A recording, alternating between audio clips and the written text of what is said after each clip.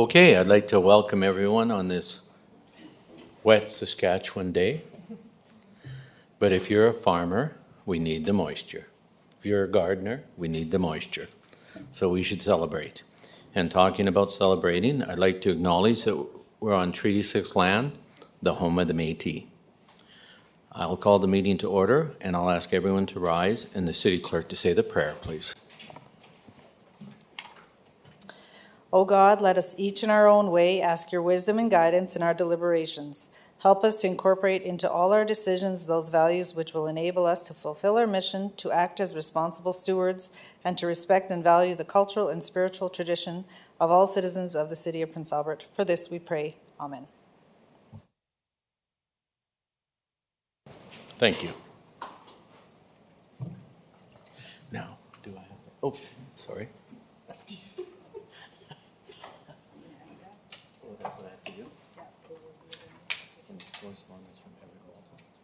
Okay.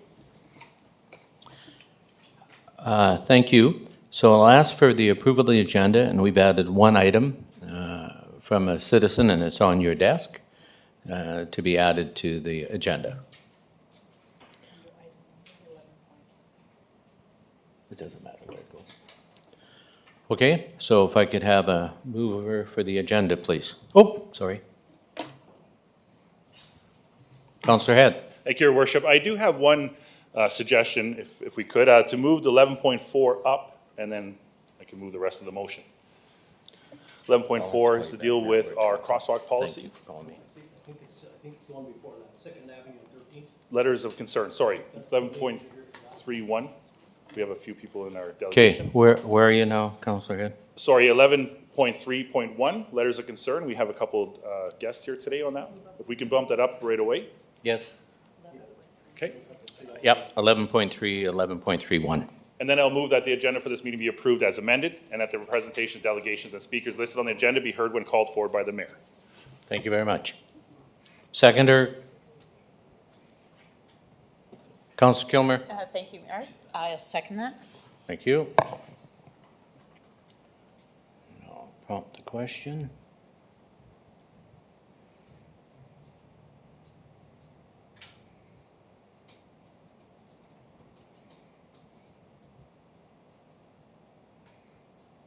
The question is now open.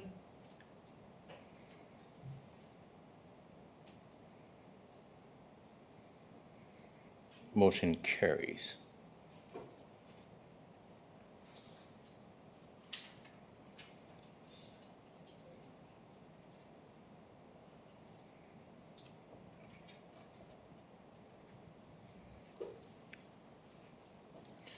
Okay, number 4, presentations, we have none. Declaration of conflict of interest, you all know that. If you have a conflict of interest, you have to declare it and let the clerk know at the time. Number 6, adoption of the minutes from May 16th, 2022. Councillor Miller. Thanks, Mayor Dion. That the minutes of the council meeting held May 16, 2022 be taken, read, and adopted. Thank you. Seconder.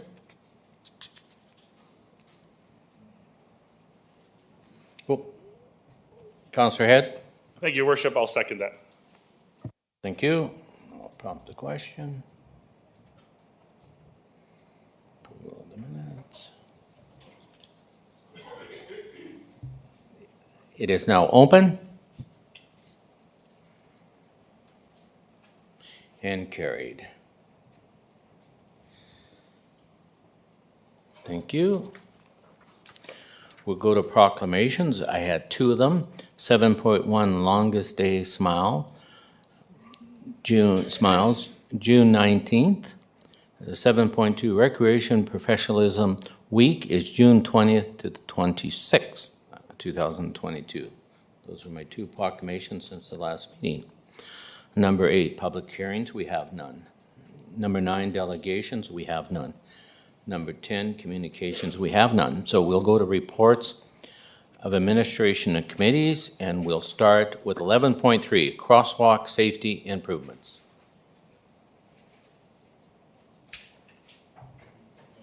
Councillor Zepp. Thank you. I will move the motion, but removing number 4 and removing number 9 in the motion. So it would read that the following crosswalk safety improvements be approved. 1, 10th Avenue West at Victoria Hospital, installation of a rectangular rapid flashing beacons treatment. Number 2, 15th Avenue East near Helm Crescent, installation of a rectangular rapid flashing beacons treatment. Number 3, 6th Avenue East at 8th 9th Street, installation of a rectangular rapid flashing beacon treatment at 9th Street East. Then I would remove number 4 and move on to number 5, Okay, where's number 4? right there. First, yeah, don't remove it, so we have an opportunity to read it, please. First Avenue East and Main Street, removal of... So where's that crosswalk? The downtown Co-op gas bar right beside Northcote Manor. And if I can speak on it, I can explain what the seniors are advising on that at Northcote Manor and other buildings. Okay, yeah, okay. Number 5, 16th Avenue West at 15th Street, removal of an existing pedestrian half signals and installation of a rectangular rapid flashing beacons treatment. Number 6, 3rd Avenue East at 28th Street, removal of existing pedestrian half signals and installation of a rectangular rapid flashing beacon treatment. Number 7, 4th Avenue East at 22nd Street, removal of existing pedestrian half signal and installation of an overhead flashing beacon treatment.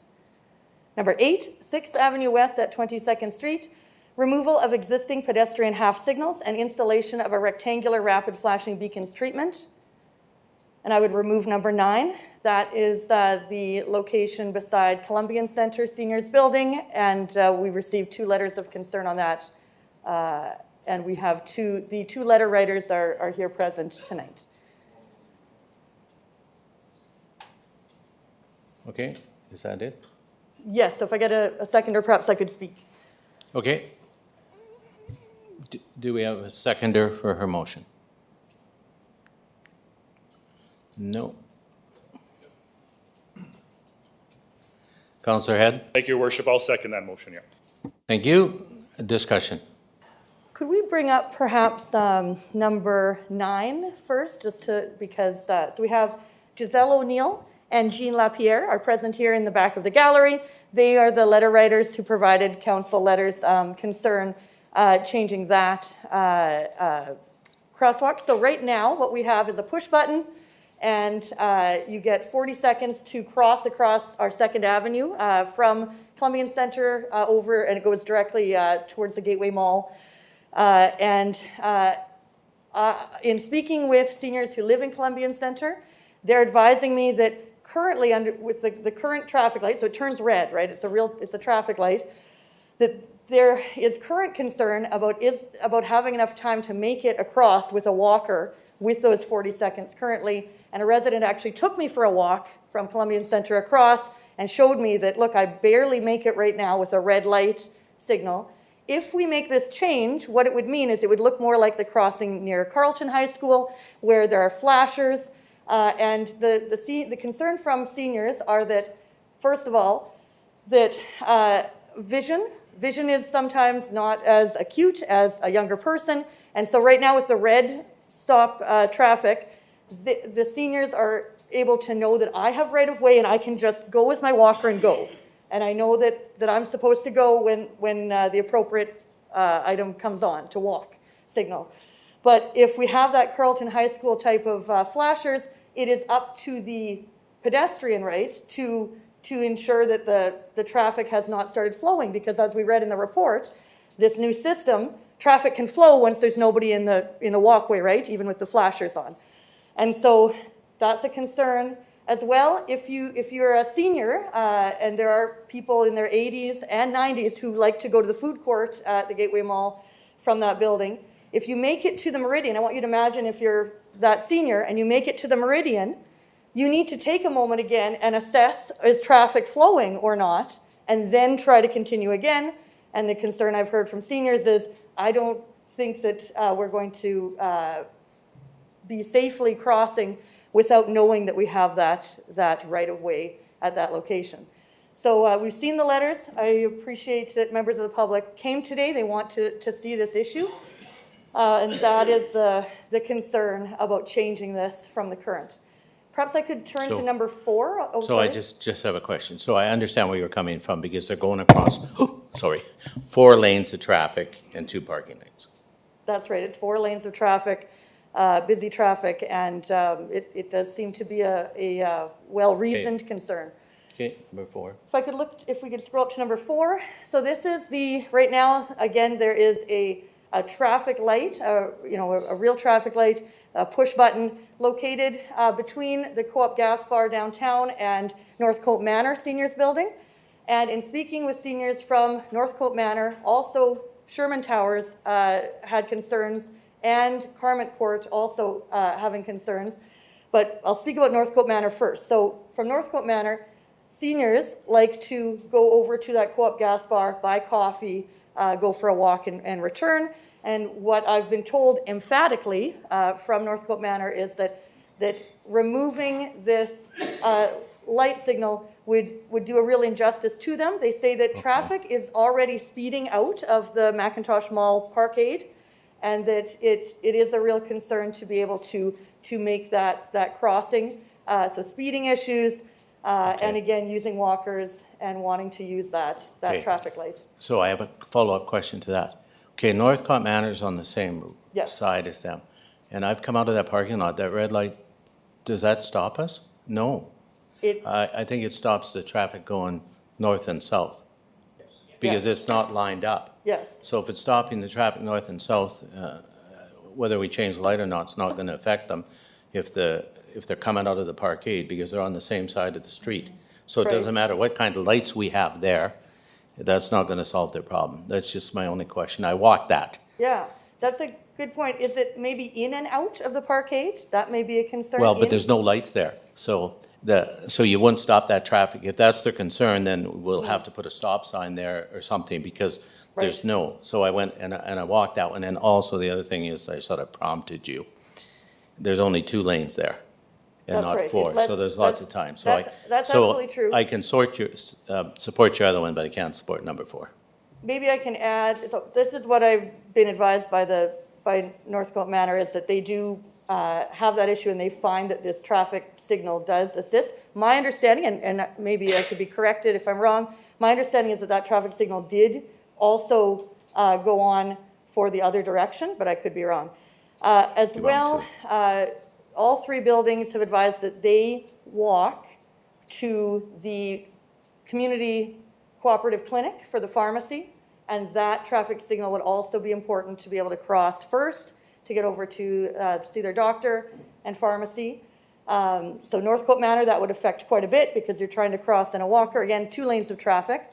Carmont Court also mentioned that they walk from Carmont Court on 8th and they come to the Co-op Gas Bar for coffee. So that would be a crossing across first. And then Sherman Towers, I've also heard from residents in Sherman Towers that they like to go for walks, and that cross light is pretty important for them to feel safe in walking. So those would be the points that I wanted to raise tonight. Yeah, I'm interested to hear what others have to say. Okay. Okay, thank you. Councillor Boddick. Thank you, Mr. Mayor. Thank you, Councillor Lennox, for your comments. I agree with half of them. Okay, I agree with the Second Avenue. I think Second Avenue is different than Sixth Avenue by Carlton. Totally different. The amount of traffic and the types of traffic that's on Second Avenue with trucks and things like that. I think I agree, we need to stop traffic for the residents of Columbian Centre, as well as the high school that crosses and uses that crosswalk. So I agree with removing Second Avenue from the change, but at First Avenue, East and 8th Street, First Avenue is not busy. It's not a busy street at all. And the only time it's busy actually is at 8 o'clock in the morning, or just before 8 o'clock, and at when work ends at 4:30, 4:30, 5 o'clock. Those are the only times that it's really busy on First Avenue. So I think First Avenue should be left in, and I think this suggestion of a half signal would work at that particular crossing. I'm not sure, and I agree with Mayor Dion on the comment of Northcote going to the Co-op gas bar. That's an issue of Mac Mall parking, right? That's their issue. It's not, you know, and that's what needs to be addressed. And maybe those public servants, you know, a suggestion would be made to them by Northcote Manor Association that, hey, slow down and watch for us when we're leaving, when you're leaving work or coming in and out of there. So I disagree with that. I don't think that, as Mayor said, we could put whatever kind of lights we want there. It wouldn't change that whatsoever of traffic coming out of the parkade. So those are my comments. I support removing 9, but not 4. Thank Okay, you. we'll see what she does towards the end. She wanted our opinions.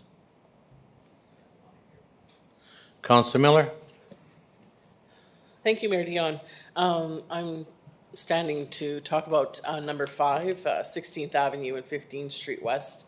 The removal of that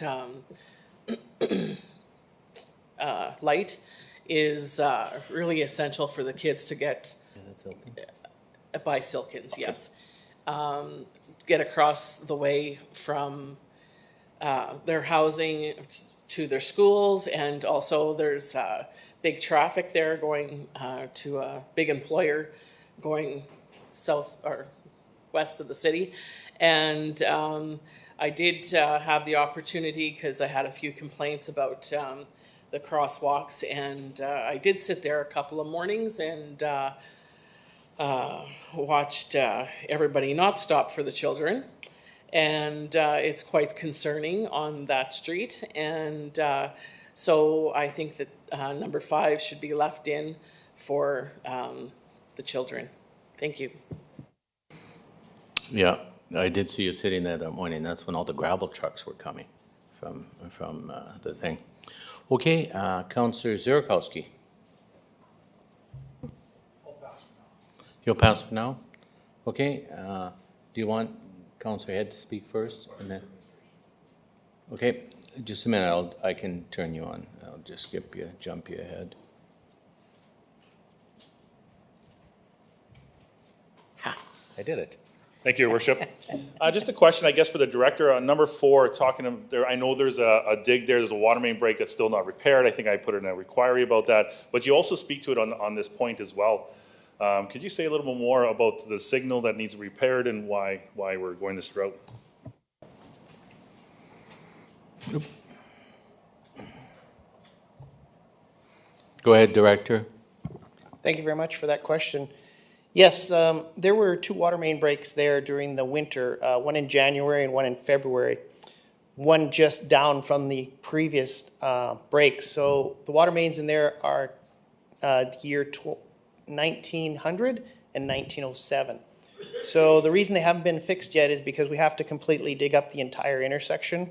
We're going to be replacing those water mains very shortly. It's scheduled in another week here, I think. As far as the intersection, you had a second part to that question, did you not? Just about the cost of that signal. Yes. So the signal, the half signal, all the underground got destroyed during the water main breaks. To put the half signal back in is approximately $45,000. What the transportation manager is proposing here is only a few $1,000s. And the traffic counts, as one of the other councillors noted, it's only 2,900 cars per day, and the average speed is 34 kilometers per hour.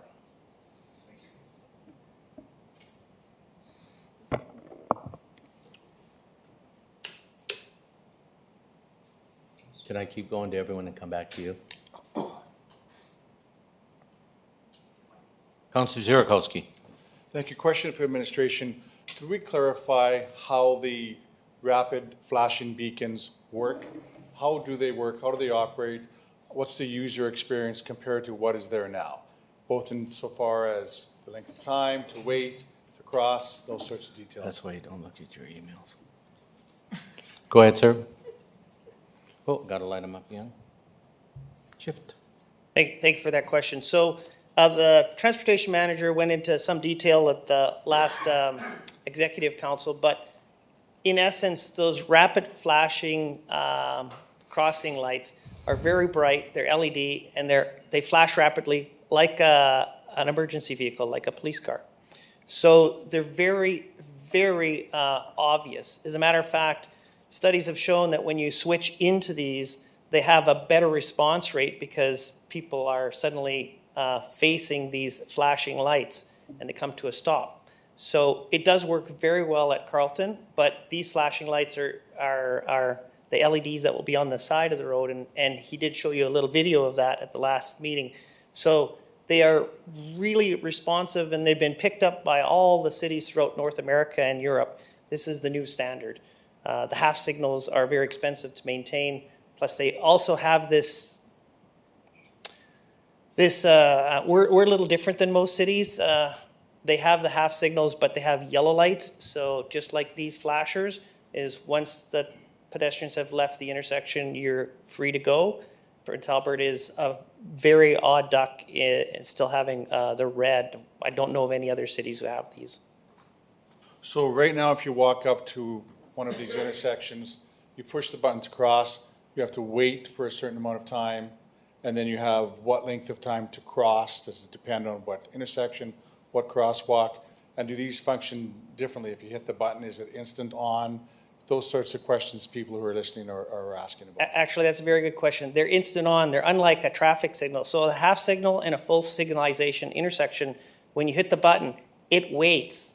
So at a full intersection, it has to wait for the rotation of the lights. You got to get to the next stop, the change of the east-west to the north-south, and then you're allowed to cross. In a half signal, it's still, there's a wait, there's a countdown before it'll switch for you. In these, they're automatics. As soon as you hit it, it's telling the traffic that you must stop. There's a person wanting to cross the street. And allowing pedestrians and seniors to cross Yes, because it's instant yes. on. Yeah, I think that's some of the information that I think my colleague failed to mention earlier on, and how this operates. So I think, if we do move for the removal of these two, I think maybe we need to get the information out to the public. It is instant on, push the button and go. And in fact, I think you talked about the Carleton intersection there. It functions far better now than it used to because of the instant on. People don't have to wait. It's reliable, and those lights are easy to see. So, maybe there's, before we drop these 2 or 3, or sounds like everybody wants to remove these in each one of their wards. I think it's a great idea. I mean, we keep talking about these intersections every 3 years, and we've all had concerns about these 2 intersections, especially the one on 2nd Avenue. So if this isn't the solution, I think we need to go back and we need to say to people, look, it's instant on, they're very bright and flashing, and if you haven't seen them, go and take a look before you make a decision. In fact, it may even be safer than what's there now. Yes, and that's a very valid point, is that the overhead, especially for 2nd Avenue, shown in the video at the last meeting, that was a Wednesday afternoon. And when the traffic half signal was pushed, traffic backed up instantaneously to the bridge on the southbound and to 15th on the northbound lanes on a Wednesday afternoon in the middle of the winter. So you can imagine what happens when you push that button on a Friday afternoon, and especially on a long weekend. The traffic backs up, and there's a thing called a ripple effect in traffic, and we've talked about this once before when we were doing the work on 2nd Avenue, is that the ripple effect is that people will come down the hill and there'll still be a congestion 20 minutes after the event, but no one knows why, because they're saying, where's the accident, where's the cause? And that happens on freeways when they get overloaded. The ripple effect is like a stone in the pond, and the problem exists for minutes on freeways, sometimes hours after the event. So with the flashers, the moment the person, they still get 40 seconds, it's exactly the same amount of time, but as soon as you leave, say, the southbound lanes, those people can start moving forward. Is it possible to increase that length of time beyond the 40 seconds? You can. Is it possible? It's more than the standard already. The standard was 35 for that distance crossing, including seniors. We've added 5 seconds. It's 40 now. We're going to maintain 40, but the TAC only says you need 35. Yeah, I just wonder if before we drop that location completely, if it's worth a further conversation with the people at that center, if it's worth a further conversation, rather than dropping it, to go to them and say, show them the video, this is how it works, these are the advantages of making that change. I don't think that discussion has happened in an impartial sort of a way. So I think that would be my wish, that we can continue this conversation for the residents that have concerns, so they can hear some of the things you said, which I think they're hearing for the first time. Yeah, and those would all be valid, and we could work towards that. Once you have them installed, I mean, we could monitor it and say if people aren't getting across. But again, this 40 seconds is what the existing one has been since it's been installed. Thank you. So I'm just going to ad-lib a little off what Councillor Ziarkowski said. What I would have done instead of tackling all these 10 or 12 intersections, I would have done one. Because I'll tell you this, when they came on in Regina, when we were at the convention, whew, it startled me. Because there was 2 squares on this side and 2 squares. It actually looked like a train crossing, except for they were yellow. So in the future, it looks good in a video, okay? But when you want to do this many intersections and something new in the city, I would have brought the equipment in and done one intersection and then said, everyone, drive by this intersection, push it, see what it's like, so you feel comfortable with it. Because I'll tell you this, people, especially my age, I'm going to use my age, don't like change. So even though it's probably better and safer, we still don't like change. So I think in the future, when you're going to do a mass, it's just a suggestion on my part, because I've seen them, and I'm sold on them. Boy, I'll tell you this, the traffic stopped, because it was new.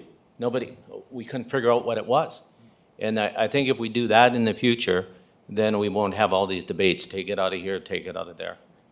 I think there is a certain note of education, learning, conversation, credibility, trust that goes on, because we don't have that. We don't have this system here in the city. And if we were to do one, show the success of it, and you know, we've talked about those locations, and they are, you know, there is a belief that they are in fact safer. So let's see that, let's make it happen. And if it's not safer, then we know what to do. But in my opinion, we should table this item, or at least table number 9. Park this one for now. 9. Move on the rest, and increase that conversation with the residents. And if they're still not comfortable at the end of the day, then we know what our decision is. But we're all in here interested in the safety of the seniors, the ones in those centers, as well as the ones that live in their homes throughout our neighborhoods, which are surrounding all these other locations. We do have a lot of seniors that live in the homes that I think we need to have a conversation with as well. So those are my thoughts. Yeah, and that, I mean, if that's the wish of council, number 9, we move forward with the other ones, and then, like you said, everyone can see them. Councillor Gilmer. Thank you, Mayor. I guess I'm rise in support of tabling 9 and 5, and I do support the idea of a communication plan. Change is hard. Change is new. Those lights are fantastic in the places that I've seen and at Carleton. The immediacy of pressing the button and being able to go across. It's not my ward, but 28th and McDonald, I have stood for a very long time waiting for that in the middle of winter. I would have loved the ability to press that button and get across to school and rather than freeze. So that might be something to take a look at. But I think it would be very good and prudent of us to take 9 and 5 out for a while, yet. Take the time. 4, I do feel like 4 should be in there because we're spending the money on fixing the infrastructure, and at the same time putting in that infrastructure is very wise, and appreciate administration's point about why 4 should remain. And so I'm not quite sure where we go from here, but I do feel like 9 and 5 could wait yet. We'll leave it to the mover. She's going to talk last, and she wanted to hear from us. Oops, sorry. Councillor Cody. Yes, Your Worship. I'm certainly on the side of making certain that we look after the seniors, that's for sure. And I am not concerned about $45,000 either, because I think our seniors are worth a lot more than $45,000. And if that's all it takes to keep them safe, that's not that bad. But the question I'd have is, you know, the pedestals are there. When we say remove them, if we are going to go to the new system, let's say we say removal of them and we're going to go to the other system, could we not leave them there temporarily and see how the new system works? And if the new system doesn't work and we think it's not working, we've still got the thing sitting there and it can be returned. It can be put back on. I think just up and removing them quickly, I doesn't think makes much sense to me. We should at least give it a chance to work, and if it works, take them out. But if it doesn't work, we'd have them sitting there. They just have to rewire them. In this case here, it's a little different story. It takes more than rewiring because all of the guts was taken out of it by an accident. But certainly on Second Avenue, that is not the case. So my strong suggestion would be, if we're going to do it, let's at least leave them there temporarily to see if the other ones work. Back to you, Councillor Zerkowski. Thank you. So just a procedural question, if I may. So if I ask for if I move to table number 9 on the item, on our list, what would be the process? Is that a motion that could be entertained to table number 9? No, she already has a motion on the table to remove number 9. No. So that was my question. Yes. So No, it's already on the table. Motion's So, already on the floor. yes, to remove number 9. Thank you. And then she'll talk to us about the other one because she wanted to hear about us on 4, and then Councilor Miller added 5. Okay? Everyone? Okay? It's difficult because I know there are citizens here who I know feel strongly that they want to, to see number 9 stay the same. However, I'm hearing other members of council in the room that more information, maybe some. No, 9 is, we all talked about leaving 9 for now. 9 and 5, we were requesting from you to change it to remove 9 and 5, and we just leave it the way it is, do all the other intersections and see how they work, and then come back to these 2. And can be considered. As a mover, I'm going to suggest if we are tabling some, that I'm going to ask if council would consider tabling 4, 5, and 9. And the reason is that, look, I guess first I had a question for administrational, for the director. If we tabled number 4, would that interfere with the work that needs to be done on number 4?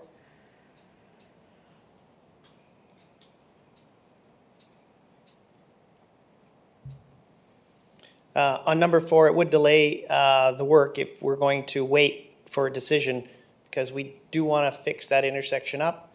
The rapid flashers, they don't require underground wiring, so they're easily installed.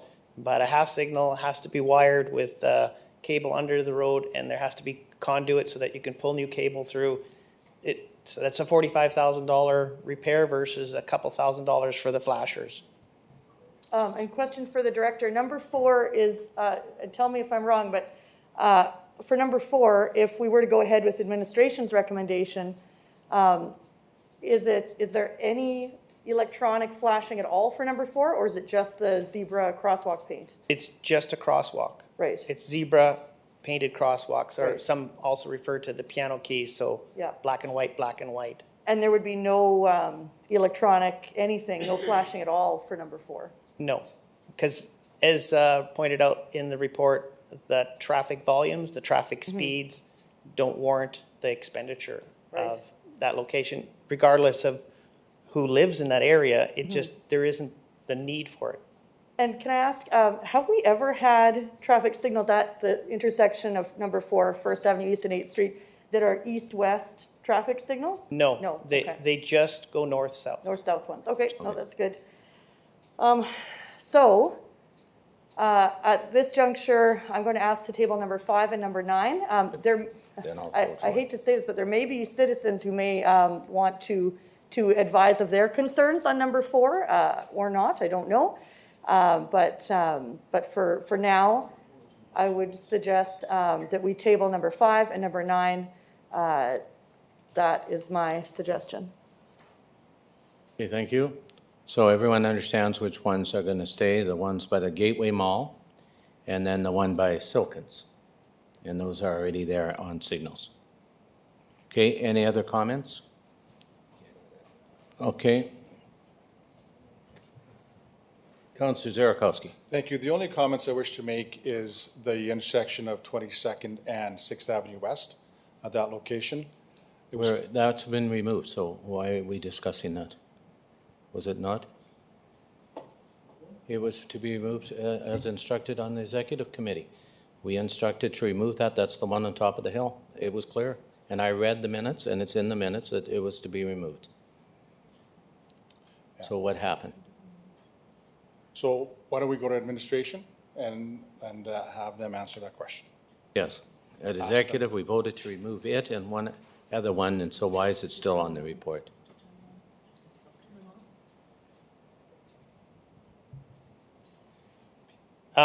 As you can see right there, the half signal is being removed, as you said, and the flashing beacons will be No, installed. the whole item was to be removed.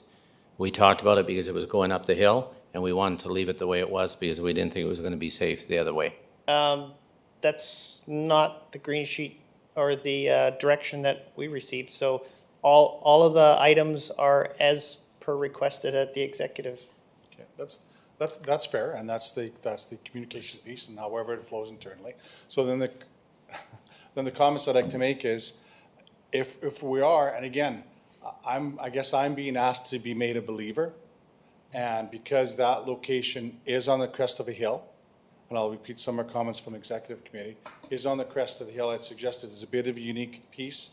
It's been there for a few generations now, and to remove it doesn't increase safety. It brings us to a common standard, which I admit there's probably some value there.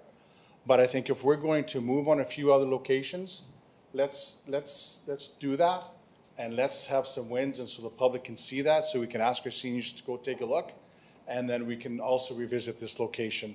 So I'm trying to bridge the gap here between the action that was interpreted and the comments that were made at executive, and so I suggest that perhaps we could park this one as well, and see the comments from the last meeting, I suppose. Yeah, well, it must have delivered the green sheet wrong because it was quite clear that we were leaving that one. It's even in the minutes. So we'll just ask the mover to remove number 9 as well. May I? It's number 8 on the board. Okay. So I would move to remove number 8. Just a note that my understanding of executive committee was that we kind of, what was on the board is what came out of executive committee. However, I certainly agree with removing number 8 as well. Okay, thank you. Any other discussion? It's been a good discussion. I'll prompt the vote.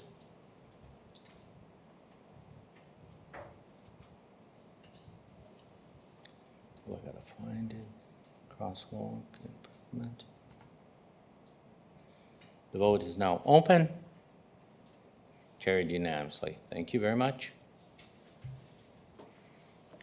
Thank you, ladies, for attending. We have quite a long agenda, so if you'd like to go, we understand it, and thank you for coming.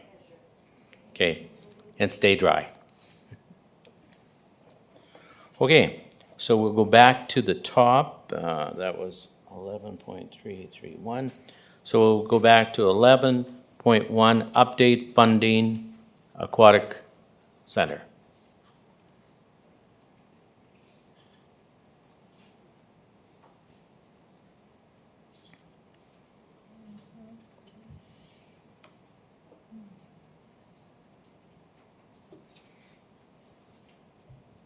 Councillor Cody.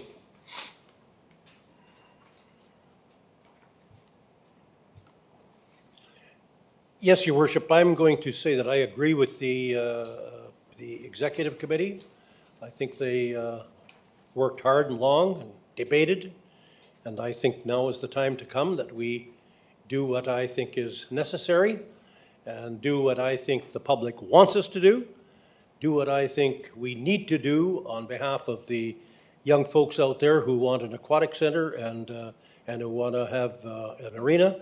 So I agree with that, and I will make the motion that the administration proceed with the borrowing of an additional $30 million in year 2023 for the construction of the Aquatic and Arena Recreation Center, that administration increase the city's debt limit to $120 million, that the external capital financing in the amount of $3,997,443.40 be reallocated to fund the construction costs of the Aquatic and Arenas Recreation Center, and 4, that the taxation from the Yard Development Fund the remaining costs of the principal and interest payments for the borrowing of the additional funds not funded from the civic facilities levy annually.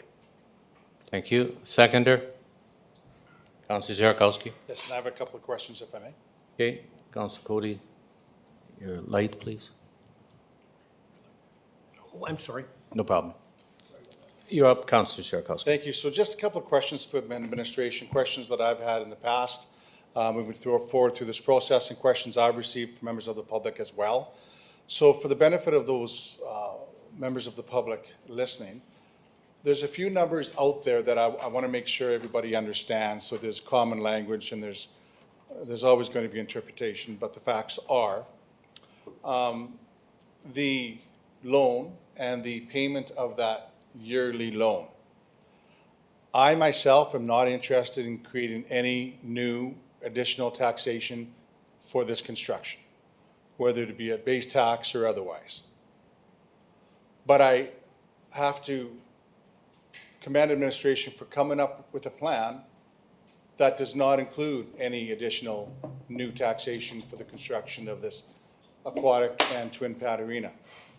So I think what I'd like to do is ask the administration a couple of questions that sound like this. What is the cost of this build, just the construction of the build, and what is the plan to make that yearly loan payment moving forward?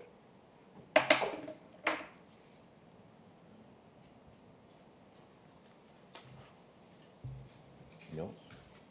Just give me 1 minute, Brianna. I'll arm now. How do I get her? Yeah, I did. It didn't come up. Oh, add. There we go. And its podium's on the top. Go ahead. Thank you for your question. So to the first part, the cost for construction, if you could refer to the attachment to the report, the one that breaks down the cost and the funding, right in the middle of the page there, you can see the cost comes to $113.88 million. And in terms of funding the loan repayment, that is being suggested to come from the annual civic facilities levy, which generates $1.54 million, or is budgeted to generate $1.54 million annually. The remainder amount would then be funded from the taxation from the yard development. And in that same attachment that I had just referred to, it also breaks down what the anticipated taxation looks like for the yard development. So you can see we have some varying amounts where we start in year 2022, so our current year. And at the bottom of the page there, you can see $30,000, which is going to be generated. Those are those vacant lots that have already sold, and we have prorated for half of the year. So that's why that differs from the amount that we discussed at executive. As we move on to 2023, 2024, 2025, you can see that amount gradually increase because as more lots sell, we'll have more vacant taxes, as well as construction progresses, buildings will be built and the assessment values will go up, which increases our taxation revenue. So at the end of the day, the loan payments will amount to approximately $2.28 million, 1.54 of that funded from the civic facilities levy, and the remainder amount funded from the taxation from the yard. Okay, thank you. So in the report and in the language that I just heard, I didn't hear anything about any new additional taxation in order to fund this construction. Correct. Okay. Yes, no additional taxation. Okay, thank you. The in the report, it also talks about a loan that is going to expire next year. Can you talk a little bit about that and what the planned use for that, those funds are once that that loan is paid off? Yeah, absolutely. So that's in relation to the external financing, and there are a few different components that kind of work together for that.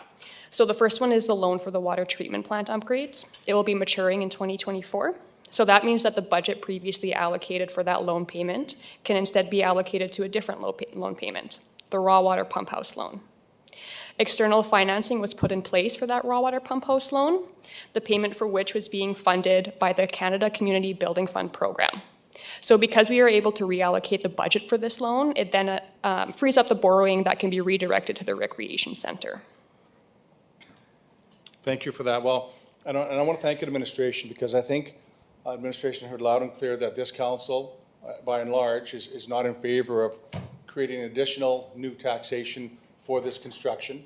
We see what's going on in the world around us, and you folks have found a way to move forward in a responsible manner. So I think that's what our public has been asking for. All the young families, the public is saying, when's the construction going to start? When can we get in there? When can I take my family? And when is it going to be done? Folks are excited about the positivity in this city about that construction. We have another item on this agenda later on. People are looking at purchasing some of that yard land and moving in there and pay those taxes that we're going to use in turn to help build, fund, and operate that facility. So folks are really excited about that. I think the creation of jobs, putting people back to work, and seeing our city grow, and small steps moving forward. I think over the last generation, over the last decade at least, I think we've seen some of that. We've seen Cornerstone, we've seen the excitement happening with the OSB mill, we've seen the aquatic and twin pad arena come forward. So it's been it's been about since 2012 this project has been worked on, and we're there. And the public has told us through the Community Services Master Plan that we're tired of going to an aquatic facility that's outside the city. The city itself does not have an indoor aquatic facility, so we're excited to be there, to go there. And I think the public is going to be very excited to see us moving forward on this and have construction start as soon as possible. So thank you for your answers.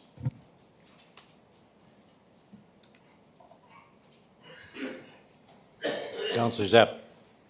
To say that there will be no additional tax increases as a result of this project cannot and is not accurate.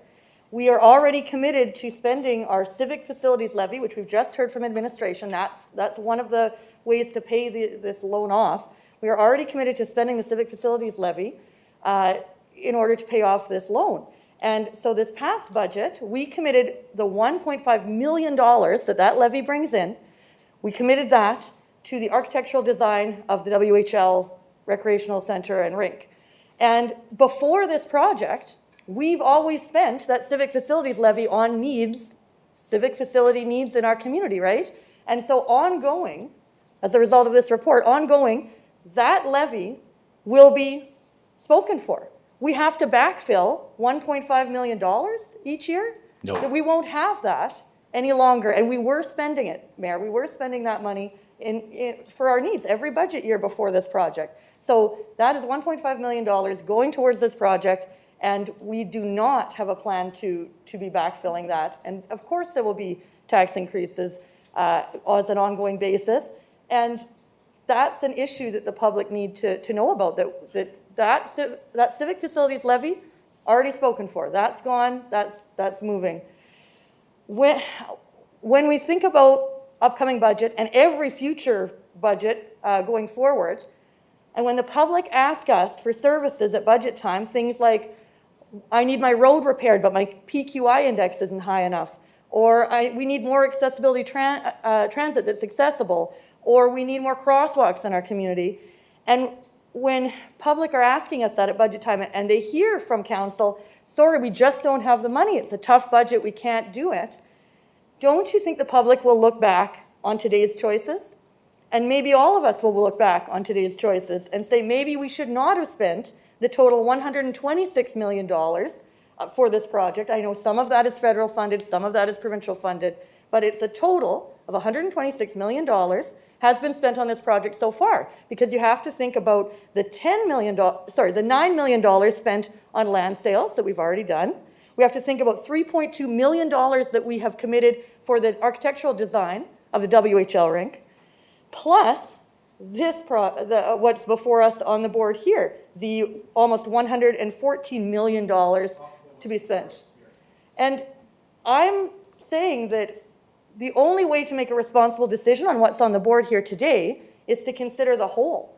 And something I want to ask is, at election time, if the public had asked us, what would you spend $126 million coming into your community?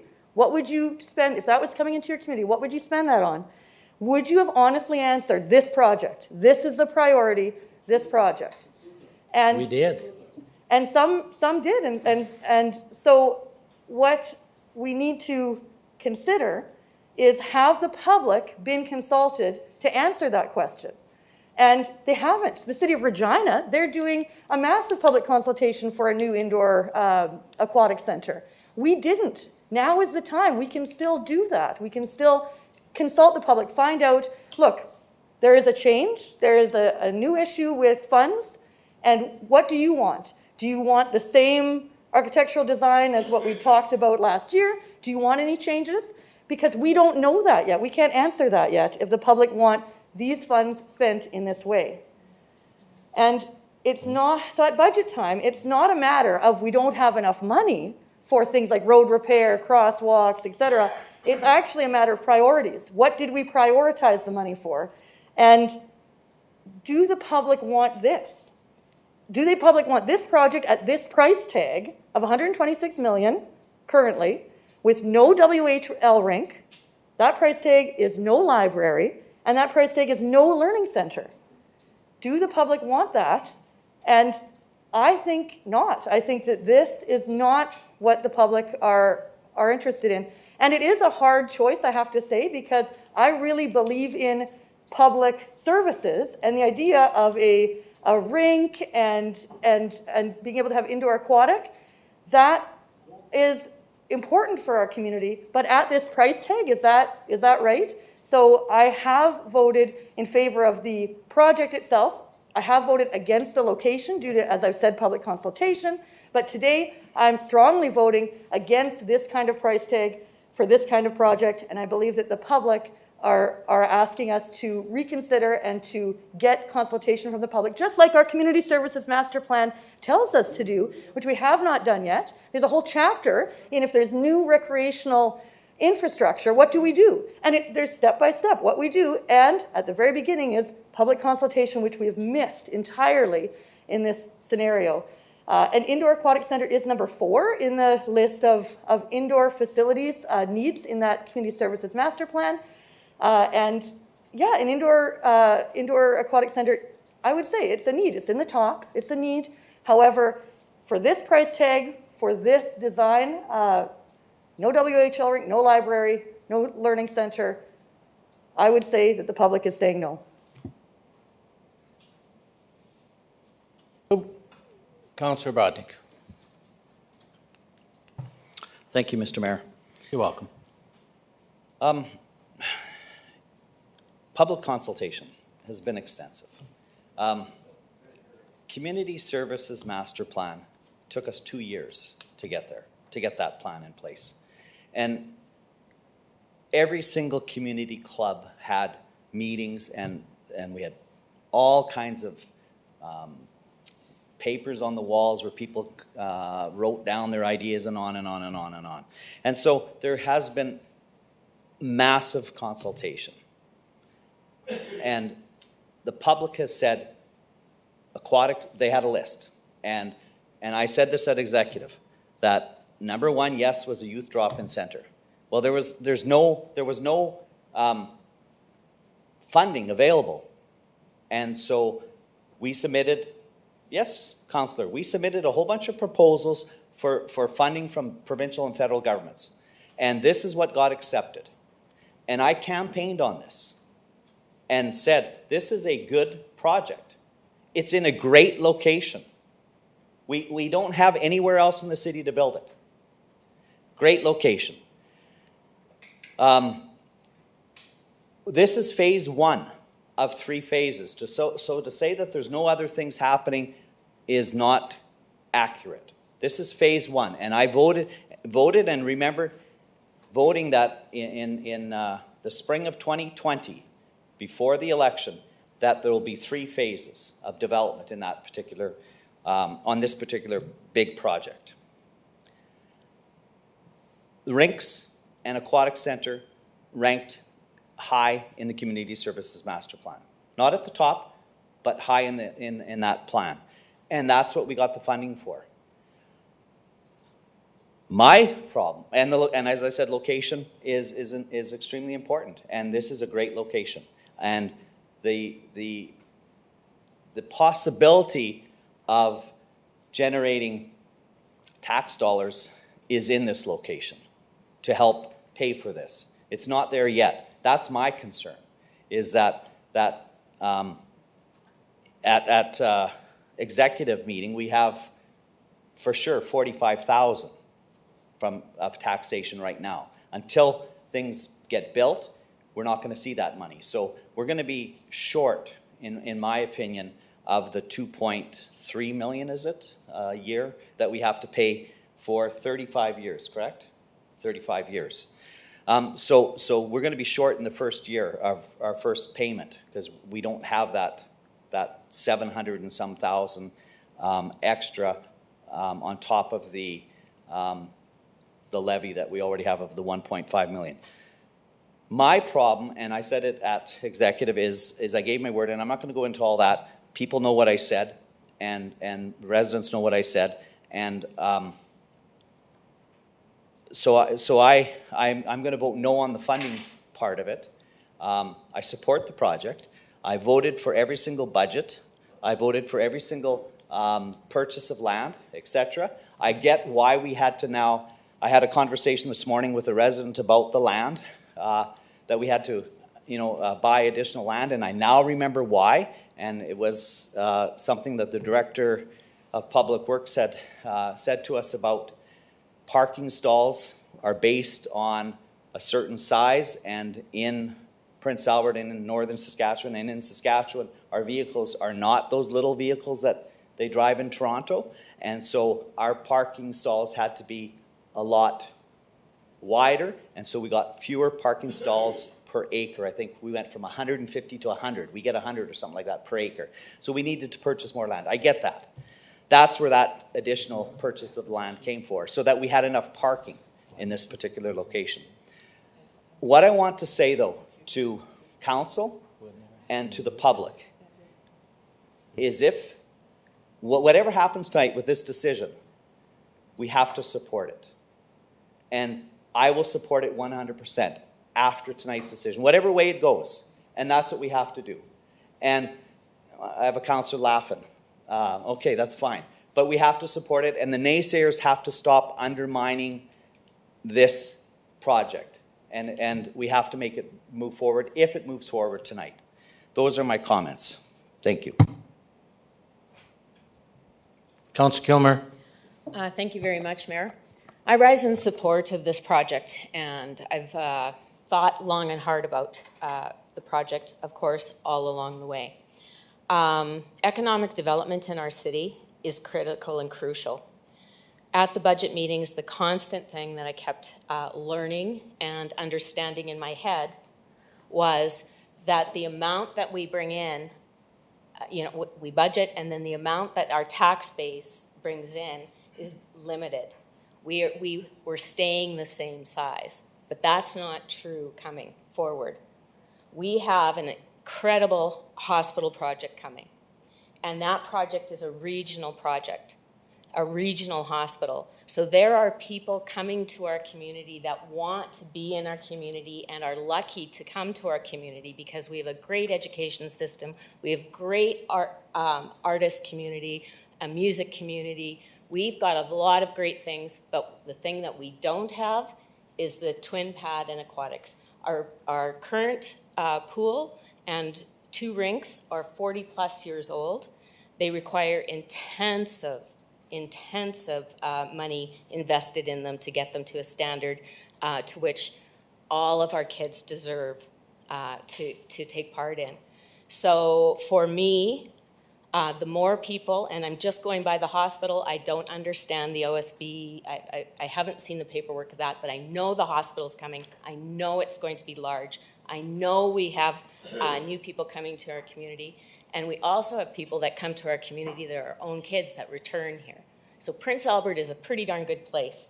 We've got a lot to offer, And this economic development is a jewel and will bring more people to our community. So that's why I'm supporting it. Councillor Head. Thank you, Your Worship. I don't think it's any surprise that I'm rising up today to speak against this motion. And there's a couple things that have come to mind. I mean, I've had a lot of conversations, and especially in this last week with some of our residents, and I've never, I haven't been told that, you know, I'm making a bad decision. If anything, I've been thanked by some of our residents that we're going this, that I voted the way I did. A couple of the things, yes, I agree we have a great community. I love our community, but at what point do we say the cost is too great? It's too much for our residents to live here. The taxes are too much, and that's what I've been hearing. You know, comments of you know, is the city going down the road of coal falls again? But what I would say that the risk is too great for our residents. The cost is too much. You know, we talk about fundraising. Some of the unanswered questions here are more than concerning. I look at the shortfalls in funding. We're asking our residents again to fundraise. We're asking to fundraise not only on this project, but phase 2 of this project, and possibly phase 3, and then we have a hospital coming up as well. At one point, do we say, you know, at what point is it too much to ask for our residents to pay for all these things? You know, we look at a list of future projects every budget year we're talking about, and even the last 2 that I've been involved in. We have projects in the works that need to happen in our city, like fire halls, like wastewater treatment plants. We're in the midst of phase 1, and I know that cost will be a lot greater than what we were initially presented to. We have the expansion of the MSC that we're talking about, and at that point it was $100 million. I don't know what the cost is today. We have a downtown revitalization plan that we're looking at moving forward. So these are all ongoing costs that will be coming to us in the next budget, and I just think this is too great for us here. Well, they're not coming in the next budget. That's the only thing I'll correct in your speech. They are not coming in the next budget. Down the road. Thank you, I'll take that. Okay. Councillor Cody, I'll wait to the end for you to close, if you don't mind. Okay, because I've got Charlie Miller, Ted Zirakowski, Dennis, with new information, and Blake Edwards. So I'll jump. Charlene? Thank you, Mayor Dion. Councillor Miller, sorry. So this is my first time rising for this. I was off ill for your meeting before. However, I do still have a few questions that may or may have not been answered. My first one is, so we're opening 2 arenas. Are we closing any arenas to the director?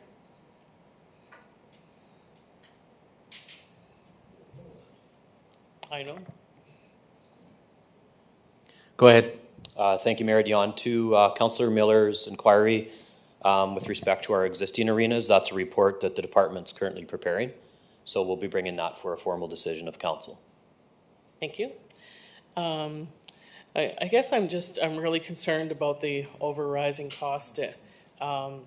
Even towards the end of the project, it's going to come, and there's probably going to be a few.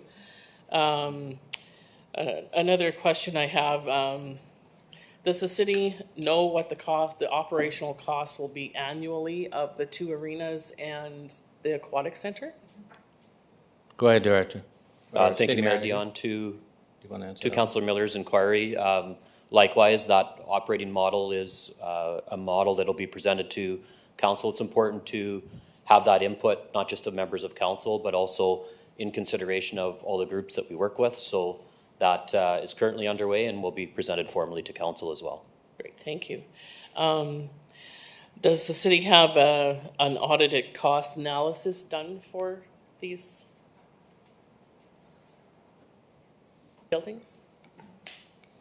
What was, okay, well, what was your question? Does the city have an audited cost analysis done for these buildings yet? I don't know what that means, so I'll let you answer that. No, I'm sorry, we don't.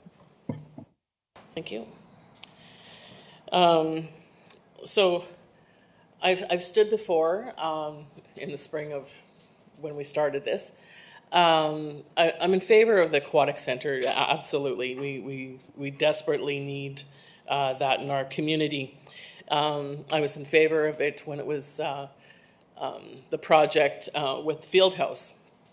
So I guess my next question about the field house, and I know it's not a little bit related to this, but when is their showers going to be installed then? Because I know the showers were linked to... Sorry. Yes, it's not- Mayor Dion? We're not on the subject of the soccer center, so we're on the subject of the rink, sorry. Right, and so the aquatic center in the previous plan of the West Hill Master Plan was attached to the aquatic center through the field house, through showers. So I guess I'll just bring that up in an inquiry line then. Thank you very much. Okay. Also, a great concern of mine as well is the hospital project. And I know it's not related to this, but it's a great project. It's coming forward, and I'm really worried about how we're supposed to be funding that, as well as funding this as well. I know it's probably about 2 years down the road. However, you know, I'm quite concerned about that as well. I did receive a few phone calls, a couple of emails. The public are, you know, a little bit up in arms. And yes, I agree with Councillor Ogrotnik. After today and after our vote, we'll have to suck it up and do whatever we got to do and be with the rest.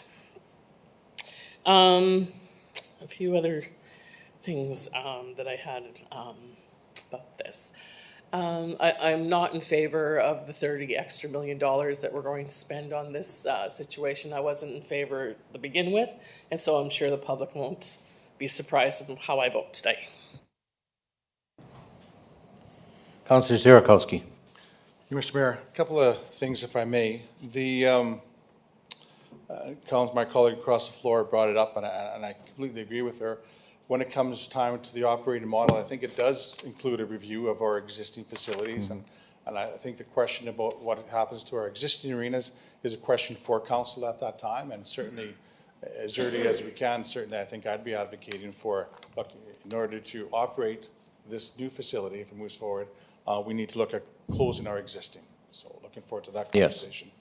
And we should have had that already. Question for administration, because it was alluded to here again tonight, so I just want to make sure that we're accurate with the public. When the feds opened up this envelope, this grant opportunity for municipalities, in what area was it open for? My understanding is it's when they open up in a very short period of time, the window opens, and it's either arts and culture, recreation, infrastructure, for example. So what was the purpose of this envelope, if somebody can answer that for me?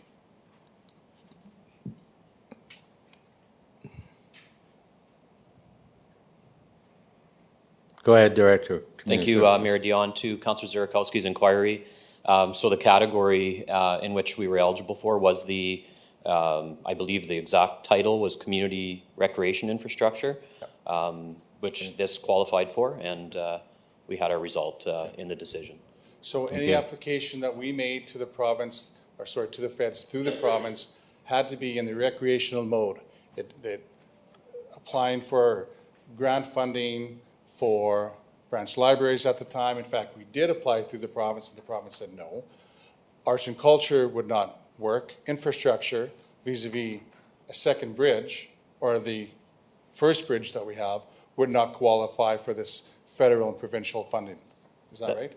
That was correct, Councillor. We had several points of contact with the provincial government under this program, and through that consultation, this is the guidance that they gave us. Yeah. So I listened carefully to my colleagues tonight, and I understand what's being said, and we all share that worry about what comes next. But what comes next was, and what came to us was an offer of recreational dollars, free money from the province and the feds that had to be spent on recreation. It couldn't be spent on the wastewater treatment plant. It couldn't be spent on the pipes in the ground, on the intersection. It couldn't be spent on the second bridge. So I'm hopeful that there will be, and I think in my view there needs to be, as we continue to advocate other levels of government, opportunities for grant funding to make those things happen, just like the downtown and the riverbank revitalization. But this offer came to us from the province through the feds. Here's recreational dollars. Are you ready to go? On our answer at the time through the community's master plan, oh yes, we're ready to go. Our community has been demanding it from the Franklin pool, where the public only has access after 6 o'clock. We knew Rivier was at risk. We only have a short season with the outdoor pool, so recreation was a demand, was a need in our community, and continues to be a need in our community moving forward. And so this propels us leaps and bounds forward in serving the needs of our public and our families. About that later.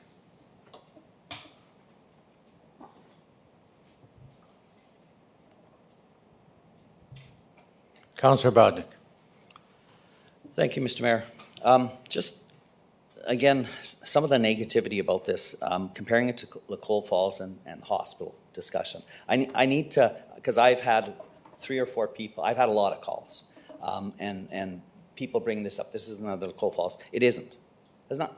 If people understand history and understand Lacole Falls and understand the whole project, there was a war that broke out, and there was a change in transportation. Steamships no longer needed to go up and down, and the government forced us to make a lock system. And so the city borrowed money for the lock system that then became obsolete in 1918 because steamships were no longer being used on the north. So it's not a Lacole Falls. And so stop using that. Public, please stop using that as an example, because unless you understand history, it's scary how revisionist history has become the in thing today. The hospital, yes, we're going to have to come up with money. We're not building a hospital, and that's what the public thought. We're building a hospital. No, we're not. The province is building a hospital, and because it's a regional hospital, we will only have to fund our share of the furniture, and the other areas within our region has to kick in, and we'll have to make sure that the provincial government makes those other areas kick in, unlike in previous cost-sharing of furniture that some RMs didn't pay. And so we will have to make sure that happens. And the public needs to know that we only have to fund a small portion of the furniture, whatever our share is, as determined when that building does get built, if it gets built. Mm-hmm. It's been announced since I've been, I don't know how old, that we're getting a new hospital and a bigger hospital, and we keep announcing. It hasn't happened yet, so I'll believe it when the shovels are in the ground. So I just needed to clear that up for the public that are watching about those 2 particular criticisms that they have said to me, and I'm sure to other councillors in the room as well. I heard it from one councillor. It's not Lacole Falls. Well, and you don't hear me talking about our hospital share because first that hasn't been determined, and I'm still in negotiations with the Saskatchewan Hospital Authority, even if we were going to have a share, because we weren't supposed to at the start. So that's still down the road. So Councillor Edwards is next. Thank you, Your Worship. A lot of good conversation here. There's a lot of reasons that we need to move forward with this facility. We talk about what are we going to do with the other facilities? Well, I'll tell you the first thing, once these new rinks are built, if this goes ahead, is hockey coaches won't be tripping over the hockey bags in the Stewart Arena. Has anybody ever been into the Stewart Arena right now where you go into the dressing room? It's not usable. Kids over the age of 13 can't utilize it. I don't know who built it, but it must have been for soccer bags or something like that. I'm not sure.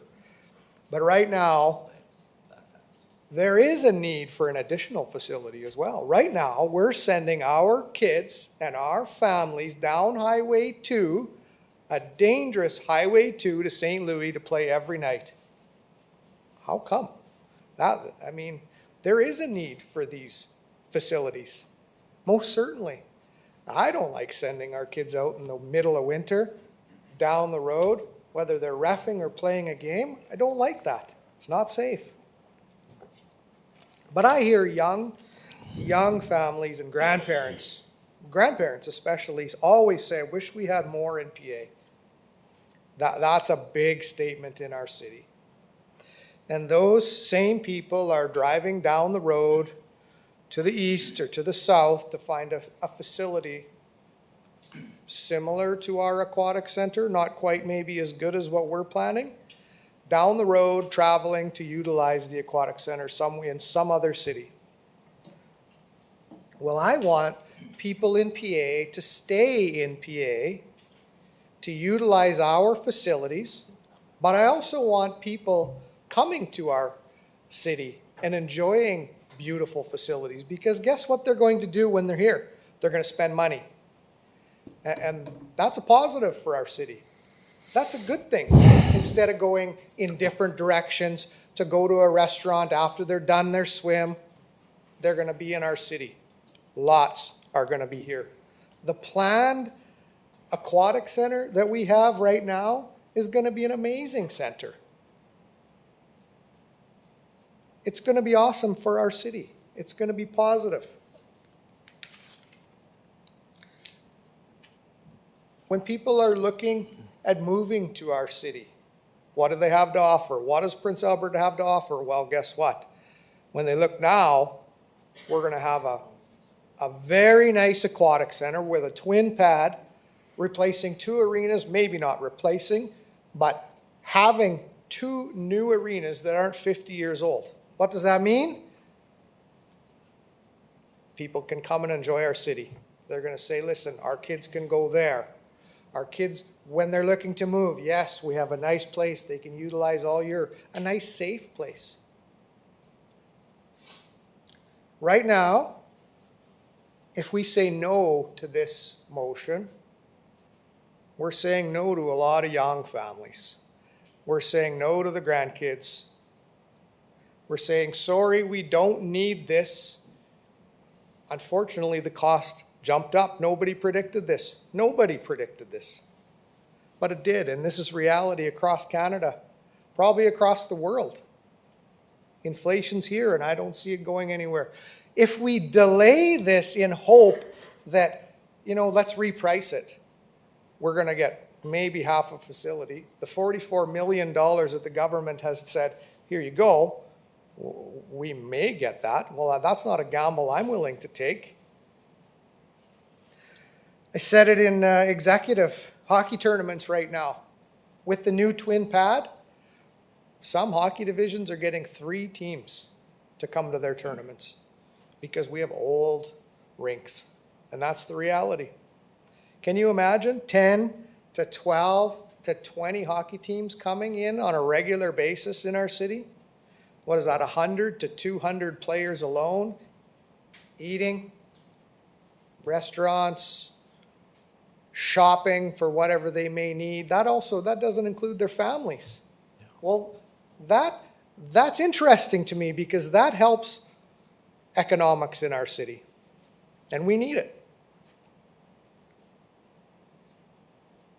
Spending money in our community is important to me, and which is why I'm ready to move forward with this. I'm tired of people going down the highway and spending elsewhere.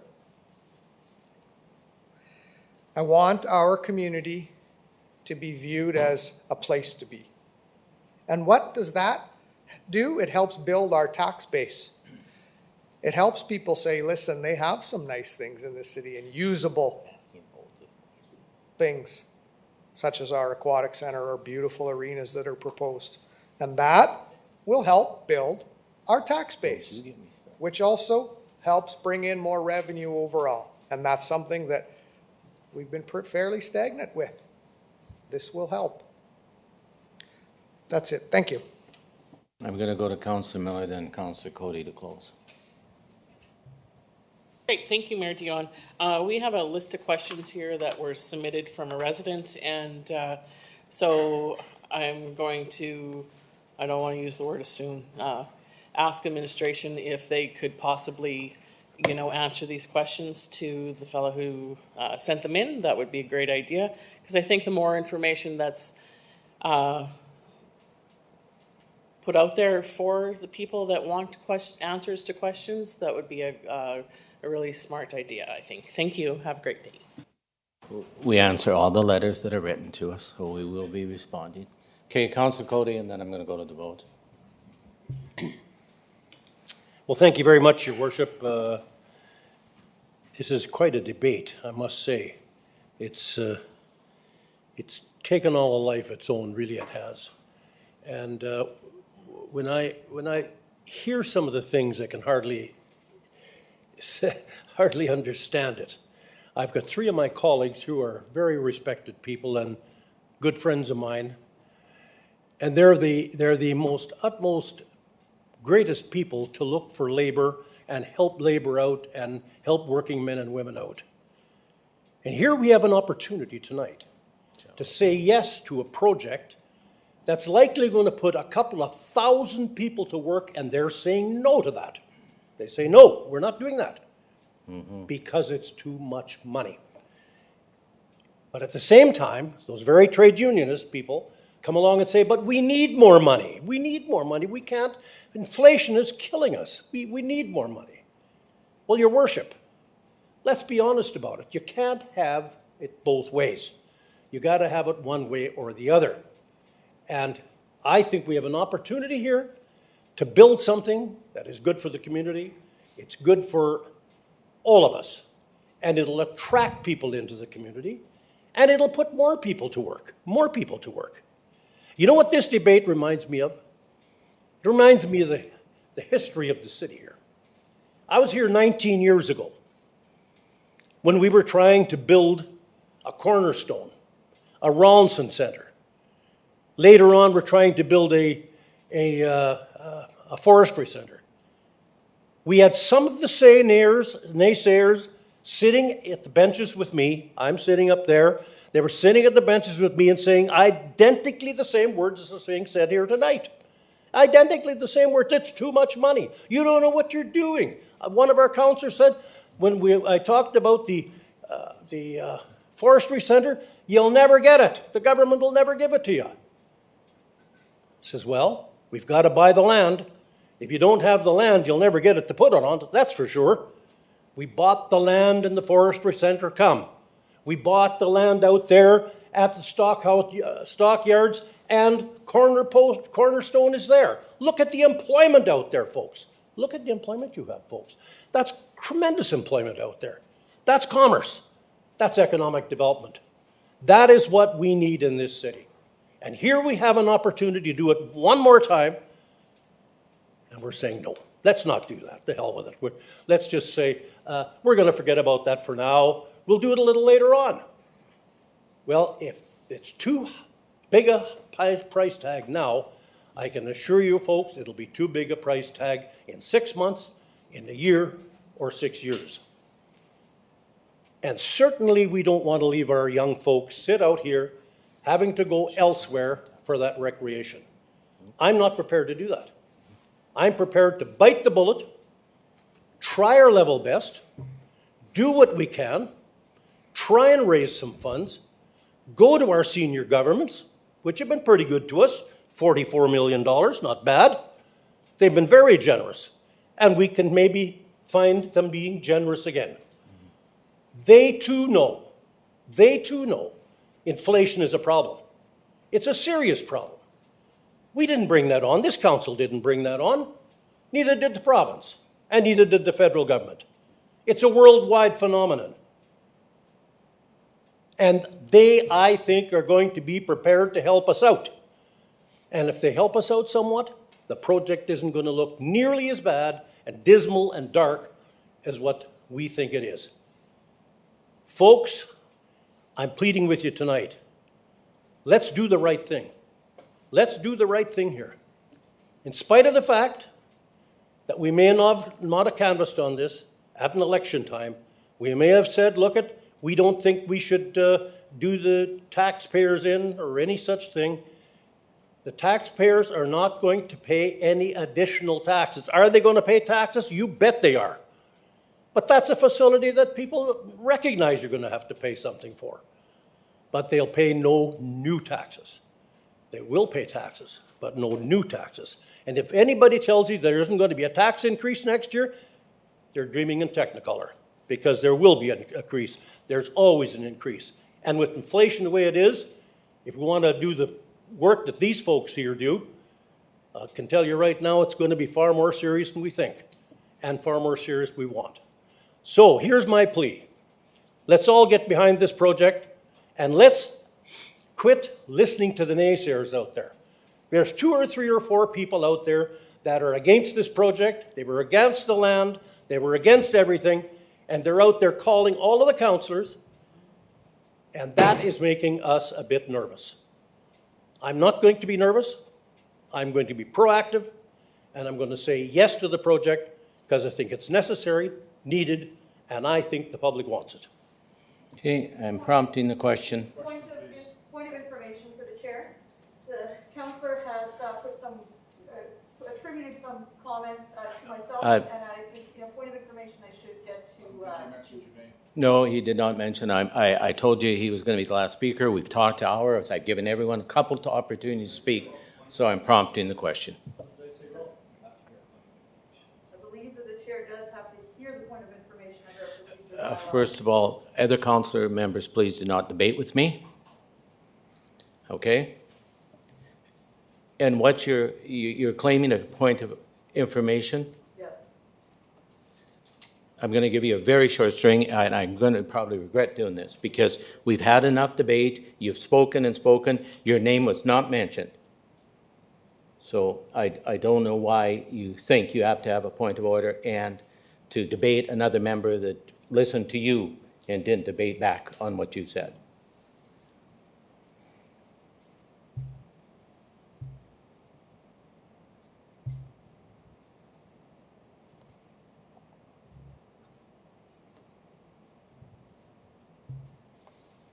Point of information in terms of what was stated is that part of being responsible for working people generally is to take responsibility and make decisions on questions of overruns and additional funds.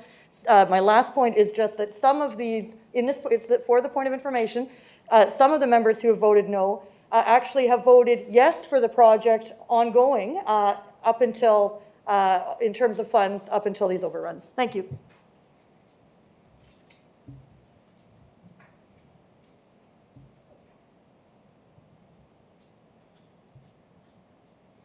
The question is now open.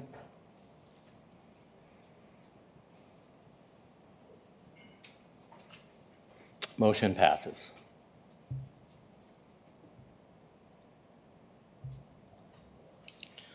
Okay, moving on to the next item. 11.2, Aquatic Center Construction Tender.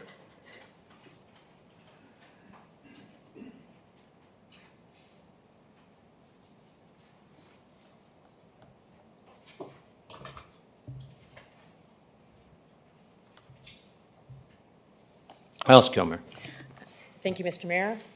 I'll move that the contract of construction for the Aquatic and Arenas Recreation Center be awarded to Graham Construction LP in the amount of $105,268,000 plus applicable taxes. 2, that the alternate price number 11, revised foundation design load factor 0.6 for a credit of $556,000, and a separate price number 1, 2-pile load testing for a cost of $110,000 and a total credit of $457,000 be approved. That the value engineering change order number 1 for 49 value engineering items for a total estimate credit of $6,672,900 be approved. That an overall project budget including management, design, fit up, furnishings, construction, contingencies, and applicable taxes at $113,888,950 be approved. That the cost of the project be covered as detailed in Report 22-253, titled Updated Funding for Aquatic and Arenas Recreation Center, June 2022, and that the Mayor and City Clerk be authorized to execute the contract and any other applicable documents on behalf of the City. Thank you. Councillor Edwards. I'll second that, Your Worship. Thank you. Discussion?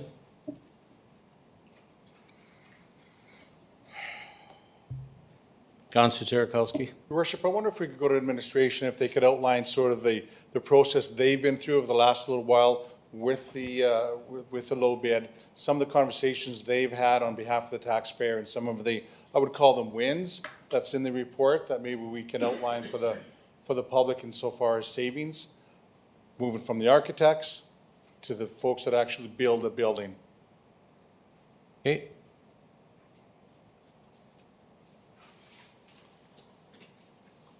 Go ahead, Director of Public Works.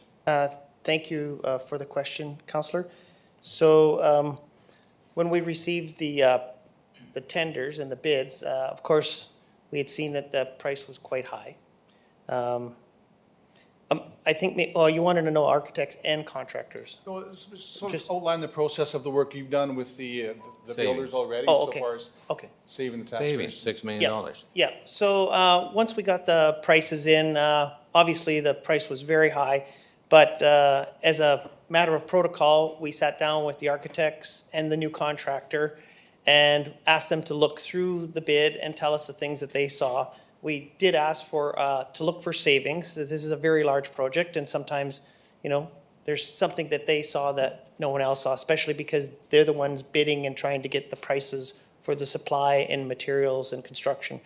So we, over the 4 weeks that between now and when the bids closed a month ago, we met with them on a weekly basis. Some of the meetings were up to 4 hours long. They came up with 106 potential items to discuss. Right away, there was about 21 items that we could not accept because they had an impact on the programming. Every item had 4 questions asked about it. Does it impact programming? Does it impact operations? Does it impact maintenance? And does it save construction costs? We found 8 that were instantaneously accepted, and then we had 77 items that for the next 3.5 weeks, we kept meeting, getting more information and background and detailed discussions about how it would help the project and if an alternate type of material or an alternate type of piece of equipment from a different brand would still meet the specifications, still have the same kind of life expectancy and warranty. In the end, we accepted 49 cost-saving items that saved $6.6 million. Thank you. Wow. Go ahead, Councilor Yarkowski. Thank you. The other thing folks want to know is, if this passes here tonight, how quickly can Graham be on site, put the shovels in the ground, get to work so that we can see that going on? And what's the projected, when will the public be in there for their first swim? Thank you for that question. So I know that they're very anxious to get started as much as the department is and administration and the architects. So if this passes this evening, we'll be in contact with them. They're already in the preparation of documents so that should this pass tonight, the documents will be here as soon as possible for signing and sealing by the mayor and the city clerk. Construction site, we'll have a pre-construction meeting as soon as we can, even before they're on site, to find out their schedule and how soon they'll get their trailers out there and their OH&S and their safety and start putting in the piles and doing that load testing so that we can redesign and get really tight on the structural piling system and save that money. And so they are telling us that they're looking at least a 24-month construction period. So I would estimate that in the summer of 2024, we'll be able to have a grand opening of that facility. So as far as getting on site, we're talking days, weeks, months, just people who want. I would say weeks because they'll have to spool up for this, but you'll see action on that site very shortly, very soon.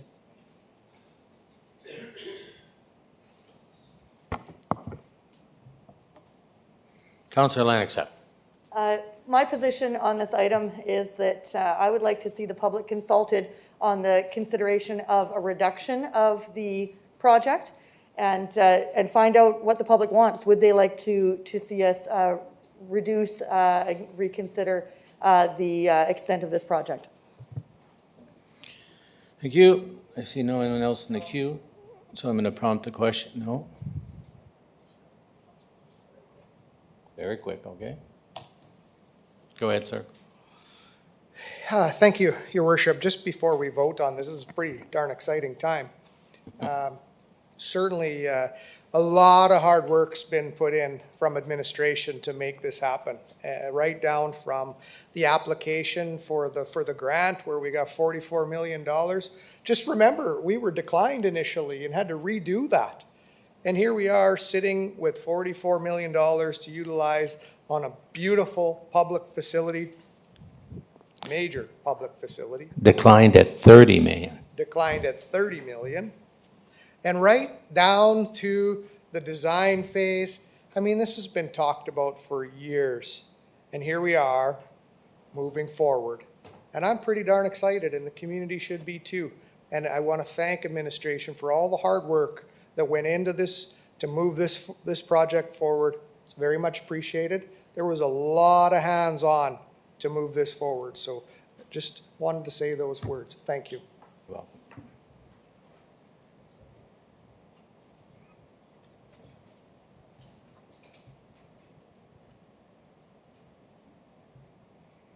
the question is now open.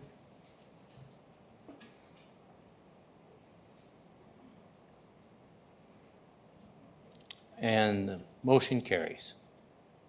6-3. Great for our community. Okay, we've done 11.3, 11.1. We started at 5. 4. Do we need a quick break, or are we okay? No, we're just checking, because we've been going 2 hours. Just we'll be a while. Okay, thank you. Just Mr. Courteous, being nice today. I'm so excited. 11.4, crosswalk policy.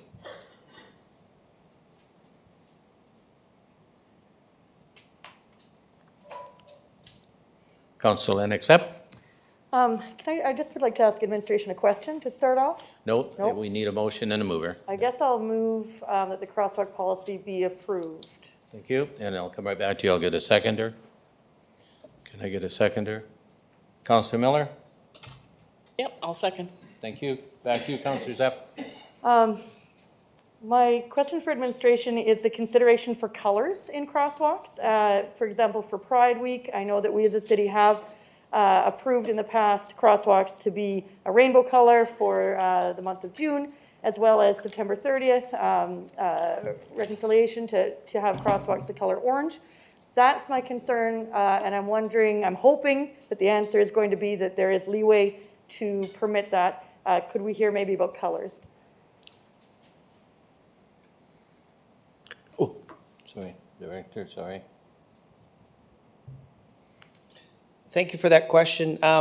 Yes, there's still going to be the ability to have color, but our goal is to have color on the sidewalks and not on the roadways. I don't know where we went or how that became an issue across the world, is that every community group always wants to paint the streets but not the sidewalks, where the pedestrians are on the sidewalks. So there would be no issues with painting the sidewalks. But I would let our transportation manager, who's here in the room, it's his report, and he can add a lot more detail to that.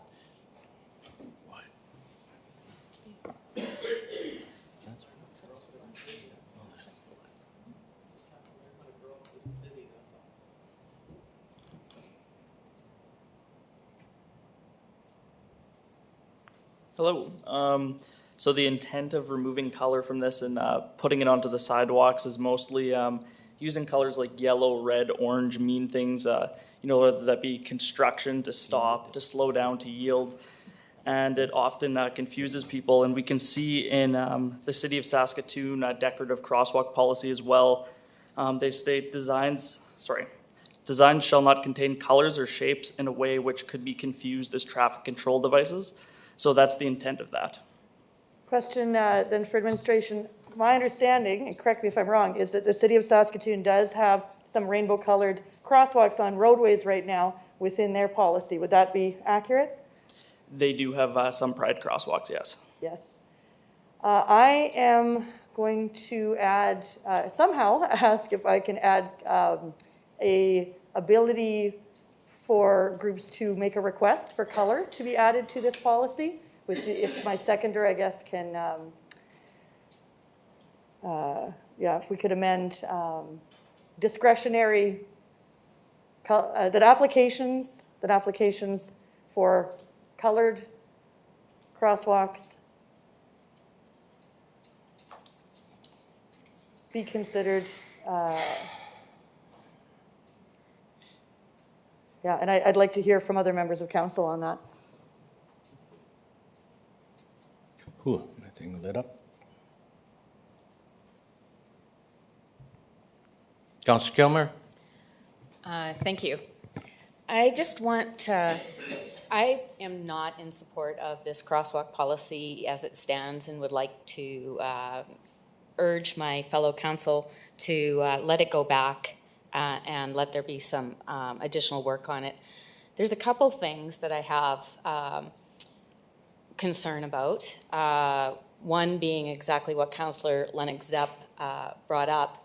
And I do note that they talk about in 802 procedure for crosswalk treatment, that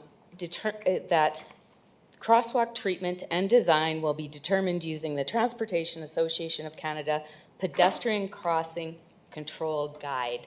So it is a guide, and I would like to, I understand white and the idea that colors are not, you know, colors signify some different things, but that is the point of the color, is to signify different things.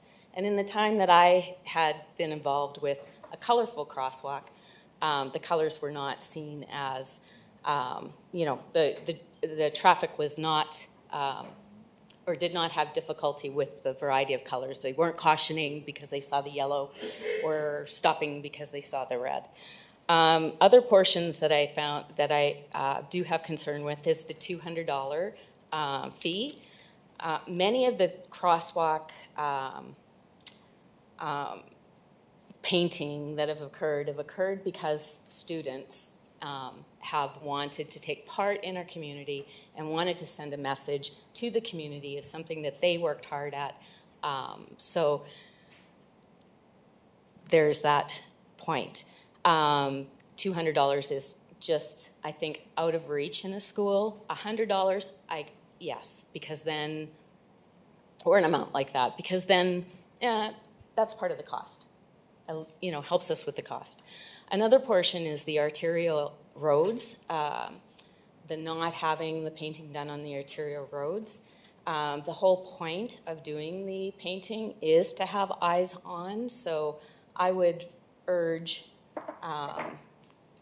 administration, if this does not pass, to allow for arterial roads as well. And the last thing is the date, the June 30th date. June 30th, especially for schools, that is, the year is done. The plan for the next year isn't going to happen because the teachers need to be with the students, and then that would happen for the following year. My recommendation would be put a 30-day work day, 45-day work day, like an amount, a number like that, prior to it happening, because I would feel that, I would hope that Public Works would be able to manage setting up barricades in that amount of time. So those are the reasons that I think I would vote against the crosswalk policy as it stands right now, and hope that administration reworks a little bit of it. Okay, I have a couple comments and I'm going to move on. I'm stuck. Why do we have to paint crosswalks? Why can't we put this beautiful piece of art in the middle of the road, 50 feet away from the crosswalk? I drive. I'm probably one of the few people in the city that do stop for pedestrians, and I can say that quite freely because I have to wave at people to stop so they don't run over people that I've stopped for. But I don't know why we're stuck on crosswalks.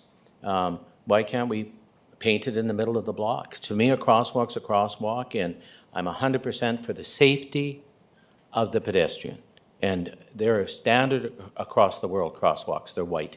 So I don't understand why we're not painting them 30 feet before the crosswalk or after. And if the answer is going to be, well, because everyone knows that's a crosswalk and it's noticeable, then my argument stands. It's a crosswalk, not a piece of art. And so I'd like to see us get away from crosswalks and leave crosswalks the way they universally are, which are white. And if you want to paint something, I have no problem supporting you painting in the middle of the street. I don't know why you have to be at an intersection or a crosswalk. To me, intersections are very dangerous. You're looking at the lights, you're looking at the pedestrian. I don't want you to say, oh, boom, oops, sorry, what did I hit? You know, and it's a big safety issue for me. And I've been to other cities, and I don't understand why we have to paint the crosswalk. I support if you want to have a work of art and support Pride or any other celebration, get away from the crosswalk.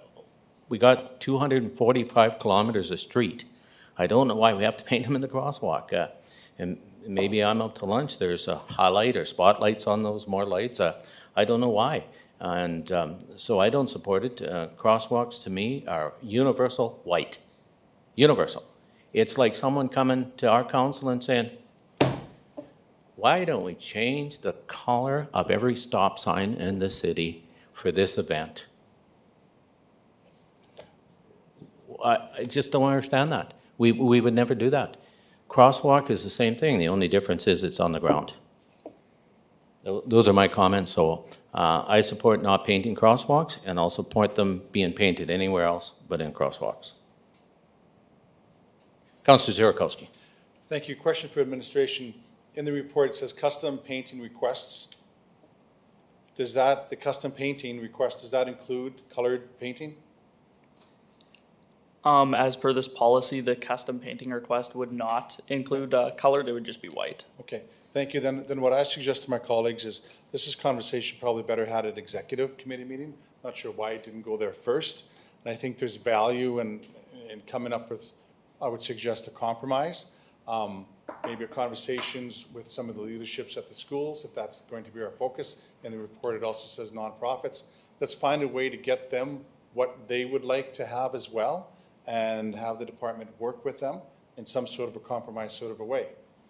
We've had, I'm thinking of an elementary school that had an incident last year during our painting, and it was very scary. And I think the conversation in a lot of the elementary schools is because of that incident, schools already are trying to find other ways to celebrate what they feel they need to celebrate without going into the middle of an arterial road to paint it. So I see the report in front of us. I just think we can take a look at other policies in other cities. And in my view, I think this is a decision that we're making in a bit of a wind tunnel and should perhaps go to executive.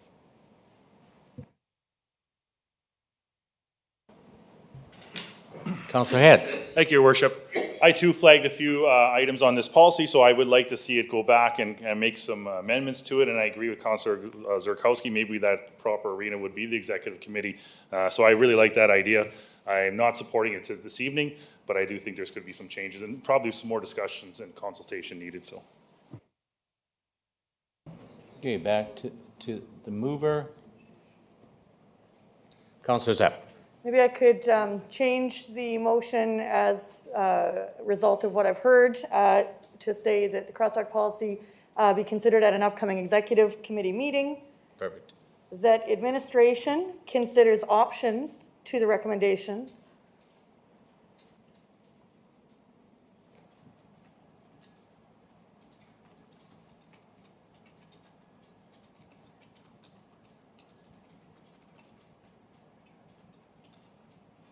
That administration provide options to the recommendation on the fee, arterial roads, date of application, and color applications. Not options to stay out of crosswalks? Sorry, I couldn't hear you. No option to stay out of crosswalks? I still didn't hear you, sorry. No. I'd like you to add my part to look at allowing painting the street and not the crosswalk as an option. Sure, okay, so painting roadway? Yeah, painting street, that's good enough. Just roadway, yep. Yes, please. Because I want to have a good discussion on it all. Okay. Councillor Miller. Yes, I'm good with that. Thank you. We hadn't got there yet. Okay. Everyone understands the question now? Oh. Councillor Zierkowski. Just when it comes back, if we could have a map of all the arterials in the city, that might be helpful, where they are. Yep, for sure. Okay, I'm prompting the question.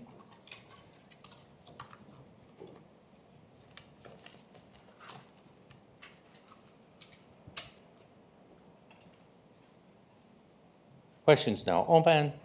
Pat, holy, that's the fastest we've ever. I think it's broken. I didn't even get to say closed. Okay, it passed, carried.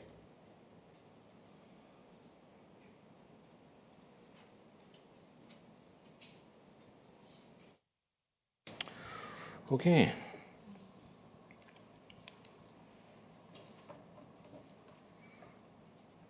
Okay, 11.5, accessible parking. Councillor Zepp? I would move that the Public Works Department consult with the affected resident in regards to the installation of an accessible parking stall on 9th Street East near the entrance of 888 First Avenue East. Thank you. Seconder? Councillor Gilmer? I'll second that. Thank you. I don't see anyone in the queue.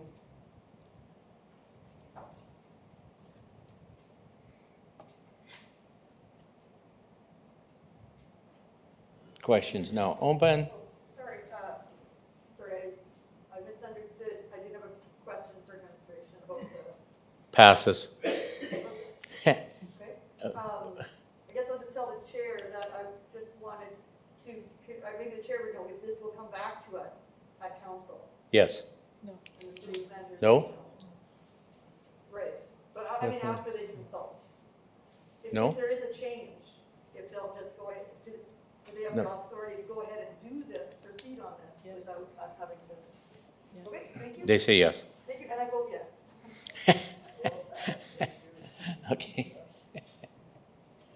Okay, carried. Okay. 11.6, Friendship City Partnership. Oh, sorry, Councillor Rodnick. Sorry. Yeah. Oh, okay, I didn't know if I had the floor. Okay, thank you, Mr. Mayor. Yeah, I thought it didn't turn red, that's why I looked again, sorry. Yeah, no, I didn't hear you call on me. So I'll move that the update on the Friendship City Partnership with Erie and Plain, France be received as information filed, and that the mayor and city clerk be authorized to sign the charter on behalf of the city. Thank you.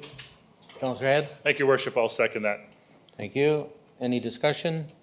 I see nobody in the queue.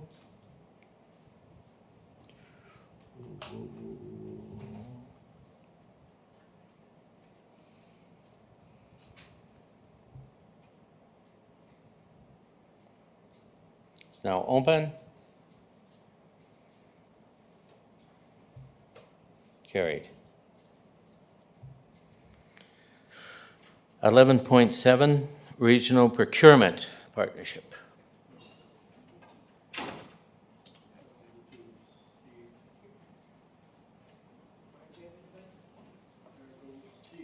Okay, Councillor Gilmer. I'll move, if I can say the word, that the Regional Procurement Partnership Policy Number 88 be rescinded.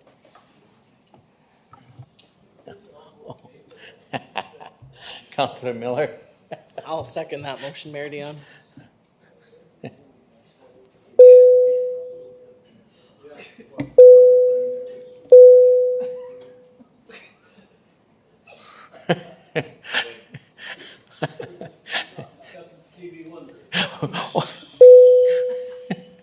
Okay, I'm prompting the question. Wasn't me. Yep. Okay, the question's now open. And it carries. Thank you. 11.8, first application for fire title tax enforcement.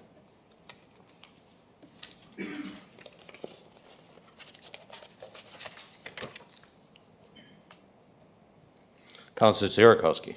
I will move that the city proceed with first application for title of the property tax accounts listed of those folks not paying their taxes. Did you want me to go through the list of folks not paying their taxes? No, it's online and it'll be posted on quite sure the media. Did you want me to go through the businesses or the residents that are not paying their taxes? No, Okay. thank you. The list is long and we have a short evening. Okay. Okay, a seconder?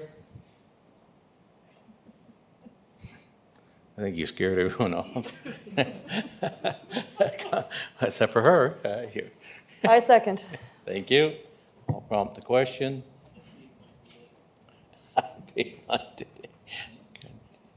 Yes, we'd like to remind everyone taxes are due and payable on the 31st of June. Oh, 30th of June. Sorry. It's now open. Motion carries. Okay. 11.9, 2021 audited financial statements. Councilor Kilmer. Thank you. I'll move that the audited consolidated financial statements for the year ended December 31st, 2021 be approved, and that the mayor and city clerk be authorized to execute any necessary documents on behalf of the city. Thank you. Seconder, Councilor Head. Thank you, Your Worship. I'll second that. Thank you. I see no one in the queue, so, oop.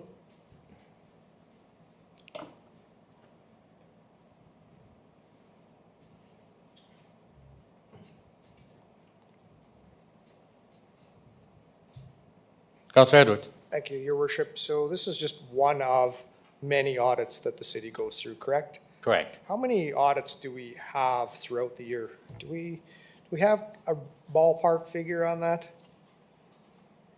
Go ahead, Director of Finance. Oh, Thank you, Councillor, for the question. Every year, our financial statements do get audited.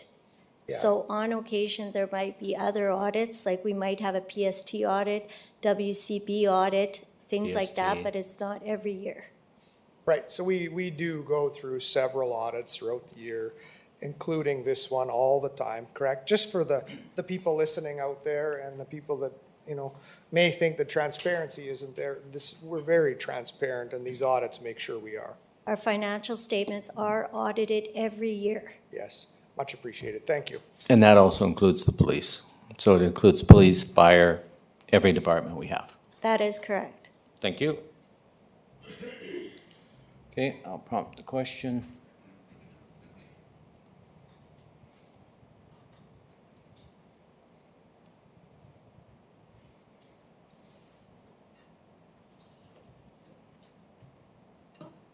Question's now open. Carried. 1110, disposal of 848 18th Street West.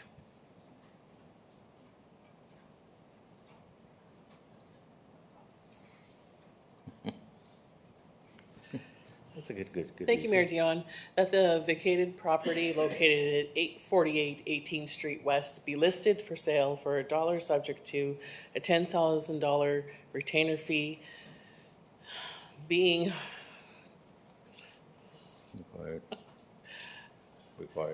required at the time of purchase, to be returned upon successful removal of the conditions of the sale, that the mayor and city clerk be authorized to execute the sales agreement and any other necessary documents on behalf of the city.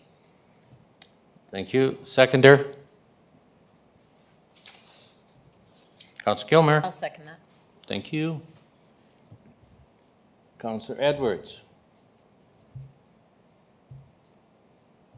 Oh, can you turn your light on? Sure, thank you, Your Worship. Very quick comment on this, and I certainly support the motion.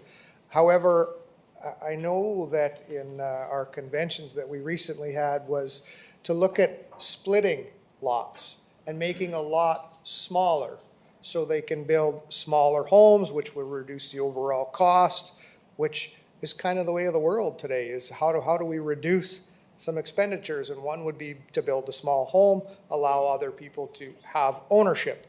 Would this be an opportunity for that? Is that remotely possible? Question to the Director of Planning. Go ahead, Director of Planning. Thank you, Mayor. Thank you, Councillor Edwards, for the question. Certainly some of these isolated lots, there is an opportunity to split them up to have multiple dwellings. A couple things to consider is that you would have to install an additional service, so there are some costs associated with that. And we've also looked at opportunities for splitting and selling to abutting owners. So whenever these properties do come up, we do look at them. We do provide our departments of public works, community services, assessment, et cetera, opportunities to comment. And if that is, a positive thing for our city or another option we want to provide, we'll be sure to include that as an option to council. Okay, thank you. Thank you. Okay, I'll prompt the question.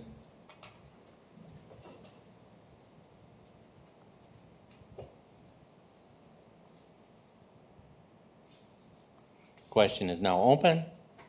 Carried. Thank you.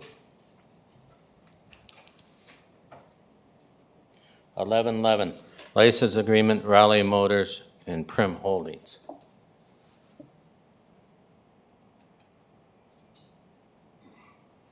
Maybe I'll get the director to explain what this is, please. Oh, yeah, we don't have a motion yet. Oh, no, I can ask the administration. I can't ask you. Thank you, Dan. Nice. You ready, Director? We'd like to comment on what this is, please. Thank you, Mayor, for the question. Essentially, the two license agreements you have in front of you are between two corporations along 38th Street East for two buildings that we've got. They utilize a portion of City Boulevard for parking to meet their parking requirements. It is a license that is renewed every 5 years. Upon renewal, we again circulate to our other departments to make sure that it is in our best interest, that we don't need the land for something else, and there is that out clause as well in the license agreement that I'd like to point out. So ultimately, these sites are used to accommodate parking on these for these businesses. And they have an existing agreement now that's going to expire. Currently, yes, exactly. Okay. Thank you. Councillor Kilmer.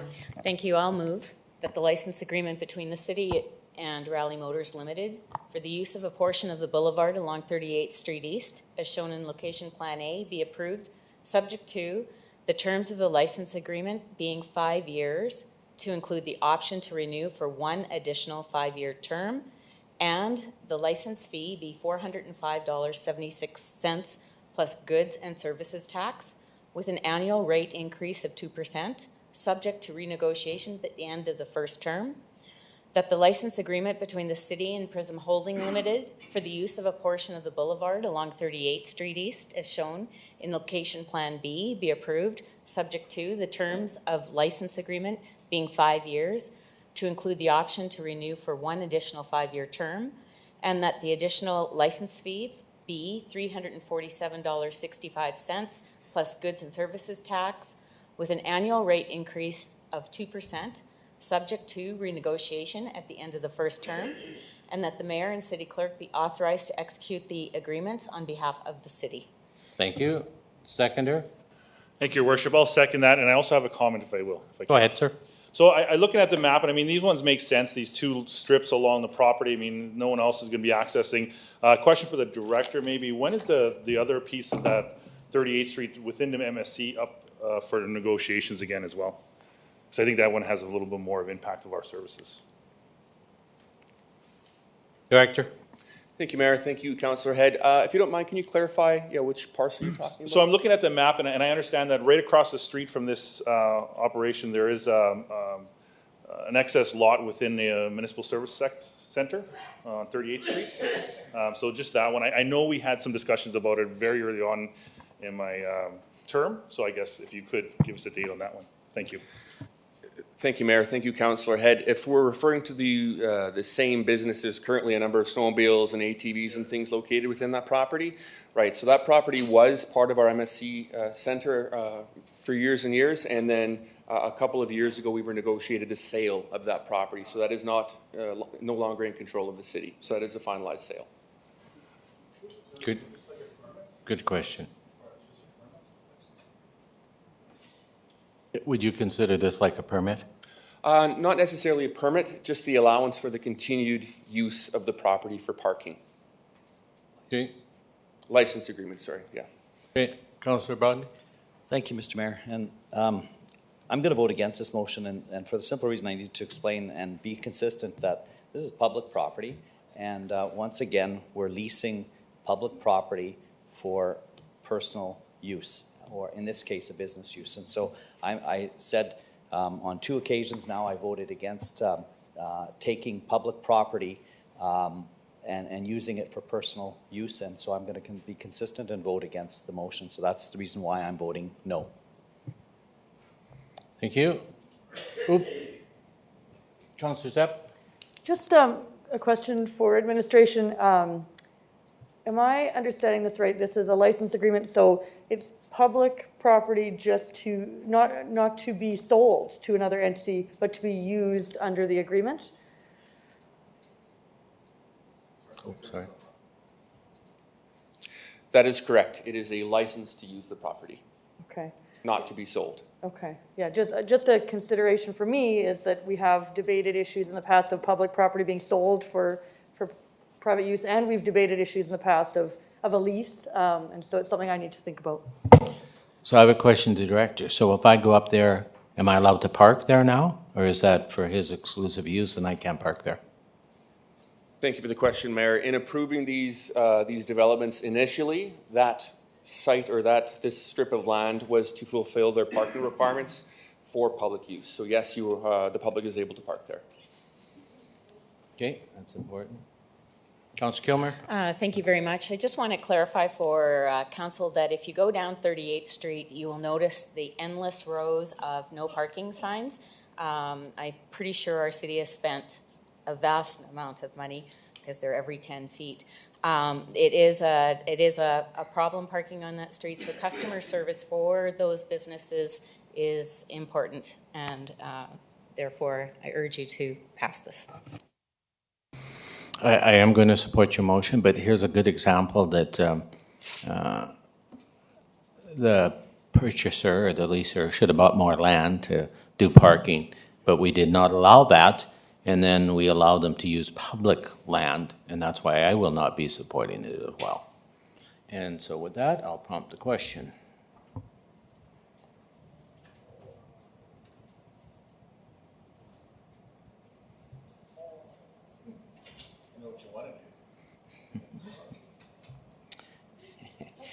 It's open. And it passes. Thank you.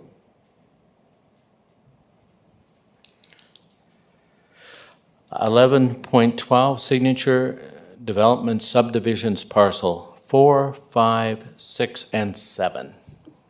Another positive story. Oop. Councillor Cody. Yes, thank you, Your Worship. I move that the proposed subdivision application for parcel C plan 102375446 be approved, subject to the submission of a final plan of survey for review and approval by administration, and that mayor and city clerk be authorized to execute the plan of survey and any other applicable documents on behalf of the city. Thank you. Councillor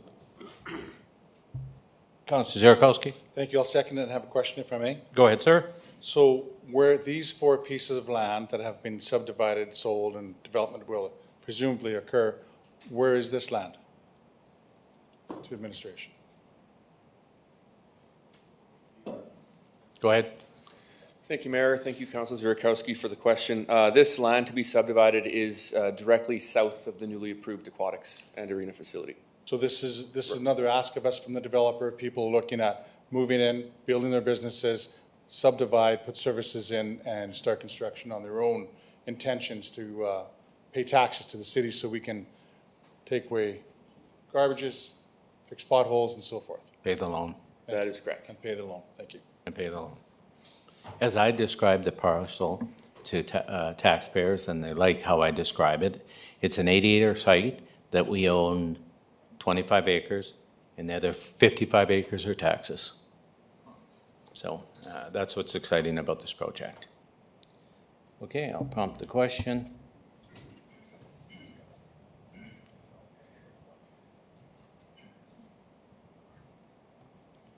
Questions now open. Motion carries. 11.13, Destination Marketing Levy Policy.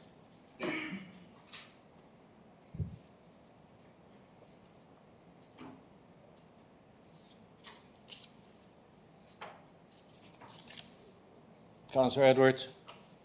Also move the destination marketing levy policy number 89.3 be approved. Thank you. Seconder? Councillor Cody. Second, please. Thank you. Any discussion? See none in the queue.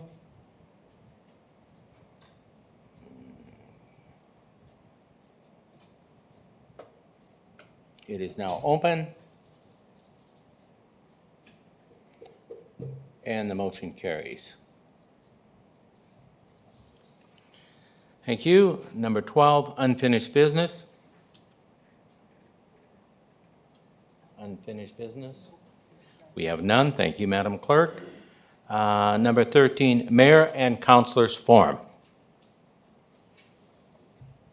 Councilor Zepp.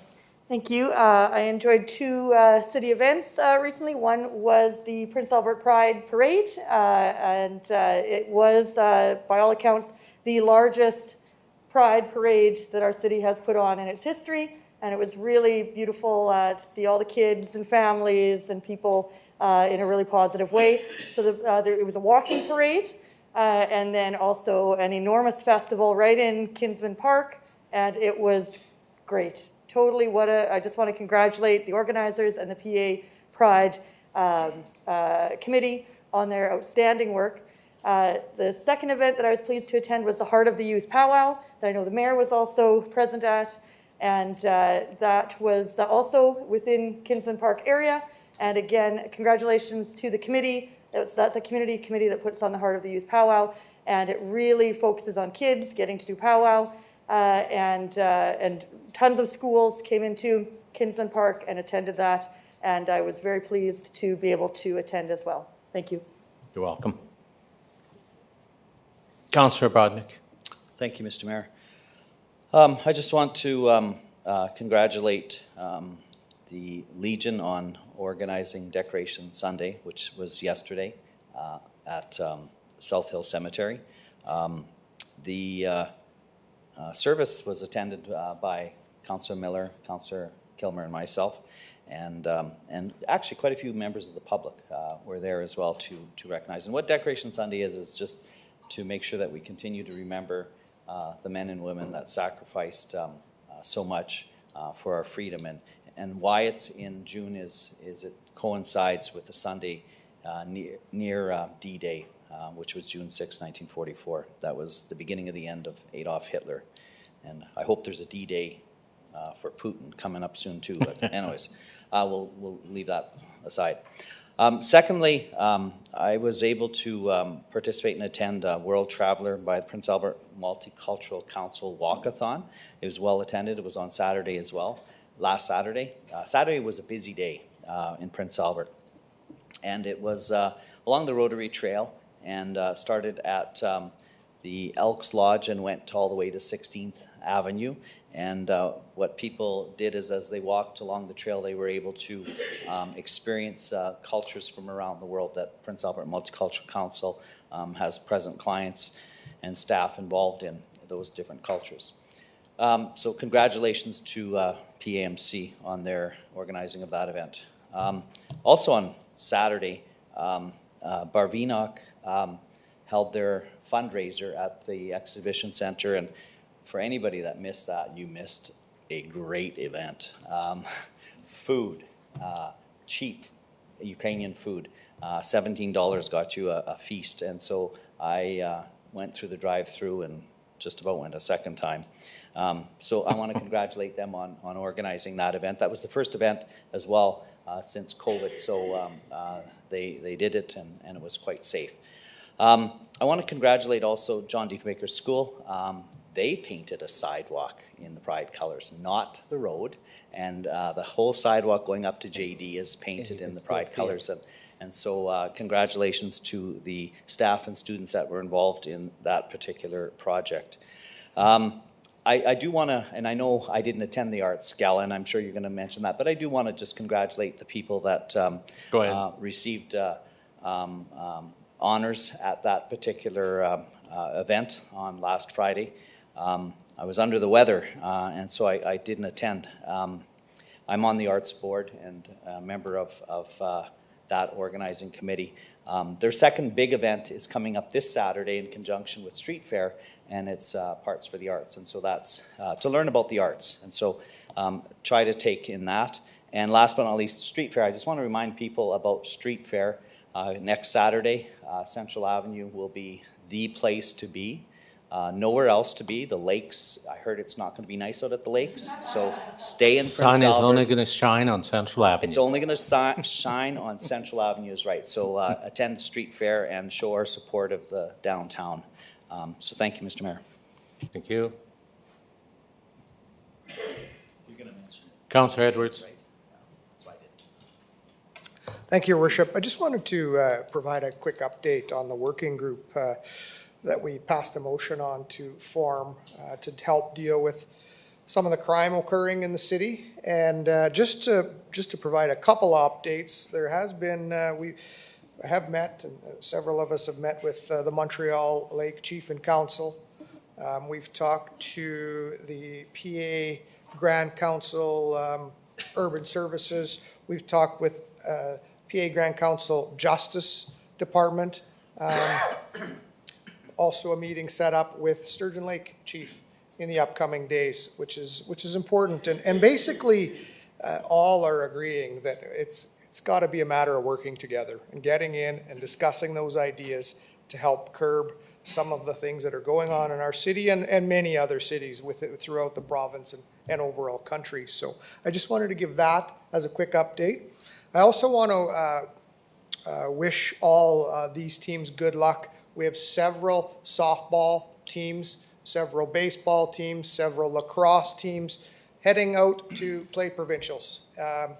And just good luck to all of those players. I know that Prince Albert is going to host some of those as well. So Yes. hopefully people get out and watch some of the ball and the lacrosse that's occurring in our city, and soccer as well. So soccer is another big sport in our community. So another congratulations. There was a big 3-on-3 basketball tournament that was put on just last week. And I'll tell you, there were so many kids at the Alfred Jenkins. It was so wonderful to see. So thank you to Sandra Larson, who her organization helped put that on. It was well attended. It was so positive for the city, and look forward to more as well. So thank you. Thank you. Councillor Gilmer. Thank you. I just want to remind everyone about the Saskatchewan Senior Fitness Association games that are happening. With the rain comes outside events, and there are going to be about 650 people from across Saskatchewan that are 55 years and older. They're on Tuesday, Wednesday, Thursday. They're going to be competing in softball, golf, pickleball, poetry and short story writing, Kaiser, bridge, shuffleboard, swimming, and track and field. I know of a gentleman who's 96 years old that his family is bringing him up here and hasn't missed a games, except during COVID, which everybody missed.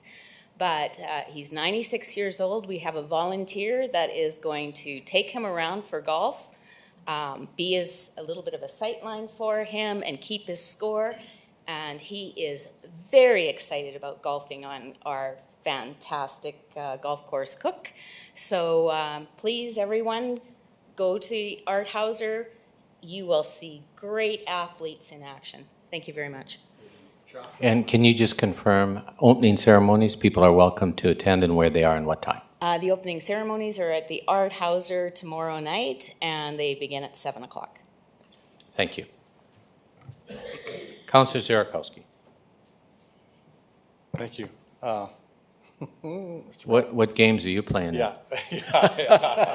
I'm not able yet, like some of my colleagues in the room, to participate in the senior games. So I was waiting for my colleagues to brag about their preliminary times, neither the poetry or the track. Thankful for a laugh in the room. Thank you. Your Worship, I was able to attend Saturday night along with yourself and Councillor Cody the Prince Albert Arts Gala, Hall of Fame induction gala, or on Saturday evening at the Rollinson. It's a very nice event hosted by many talented people, so I felt lucky to be in the room with so many gifted people. As you know, there's 3 categories that are awarded to our residents, and that is in the category of the performing arts, is Barvernak Ukrainian dancers received the award, and in the category of artist, Andre Feli Martinson was recognized and spoke very highly of, certainly a long career and admired by many. Cheryl Kimbley was recognized as the 2021 Builder, in the Builder category. And of course, any evening with Randy Witter Catering is a great evening. And the talent that was in the room and the entertainment by Darcy and Michael was really appreciated. So nice again to be out and attending events with members of the public, and a strong core of arts and culture people was enjoyed by all on Saturday. Thank you. Well, both the entertainment and the MCs you might see next week competing in some process. Okay.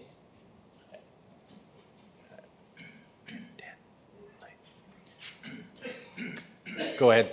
Yeah, thank you, Your Worship. I did forget one thing. It's a birthday being celebrated in our room. Our colleague to the left here, Councillor Zurikowski, far left, is celebrating a birthday here. So happy birthday. So he just missed by a month qualifying for the games. Probably very close. Okay. Well, thank you. I'll just add a few. You mentioned them, almost all of them, but I'm just going to touch on a little. The youth powwow that Councillor Zapp and myself attended was incredible. The crowd, it just gets bigger and bigger. And I'm just going to reach out and thank a group that sometimes goes unnoticed as the casino staff. The casino staff volunteers for this event. They have an event that goes around. And in 1 hour and 50 minutes, they cooked, wrapped, and served 2,640 hot dogs and fed no one on that Kinsman went hungry. It was just incredible, the event that they had. Then I'm going to jump to the gala. The only thing that we missed is, unfortunately, Dennis, you were not be able to attend, sickness. But again, on behalf of the gala and myself and our colleagues, thank you for your sponsorship. The singers were incredible, and they acknowledged you at that thing. Then I'm going to just jump over to Dennis, attended Saturday night. But what was excited on the exhibition grounds is we had that event, we had a horse show, and the 4-H show in Sale is still going on today. The trailers were there, the economic development, the place was just full. So you can just tell people are back and they're excited about that. So thanks all of my colleagues that attended these events and reported back. With that, I'll go to number 14, inquiries.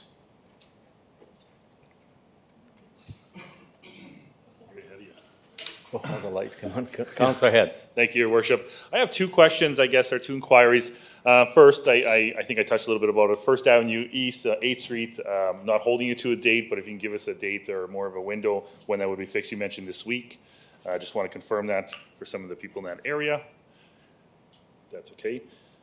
Second inquiry I had was the boat launch. So I've been getting calls a lot from residents about some of people enjoying the outdoors, bringing their boats to our one and only boat launch along the riverbank. But then where do you park your boat and trailer once their boat is launched? Apparently, we're not able to park on the road, not able to park on, and shouldn't be parking on the green space. And that's kind of where some of the issues have been. So a question on those 2, or answers on those 2 items would be my questions. Thank you. Thank you. Councillor Kilmer. Thank you. So very proud of the Alfred Jenkins facility with the walking track, the fitness area, the beach volleyball, soccer fields, 3-on-3 basketball courts. Like, all of it is just absolutely fantastic. Proves that if you build it, they will come. But with that comes some parking issues. And so my inquiry is, in the future, in 1 year from now, when we have everybody there, all the kids, all the facility 100% used, people being able to leave the parking facility and get into the parking facility takes quite a bit of time. And I'm wondering if we could explore some signage, different pathway in. I'm not quite sure, but something to solve the parking issue. Okay, thank you. Councillor Miller. Thank you, Mayor Dion.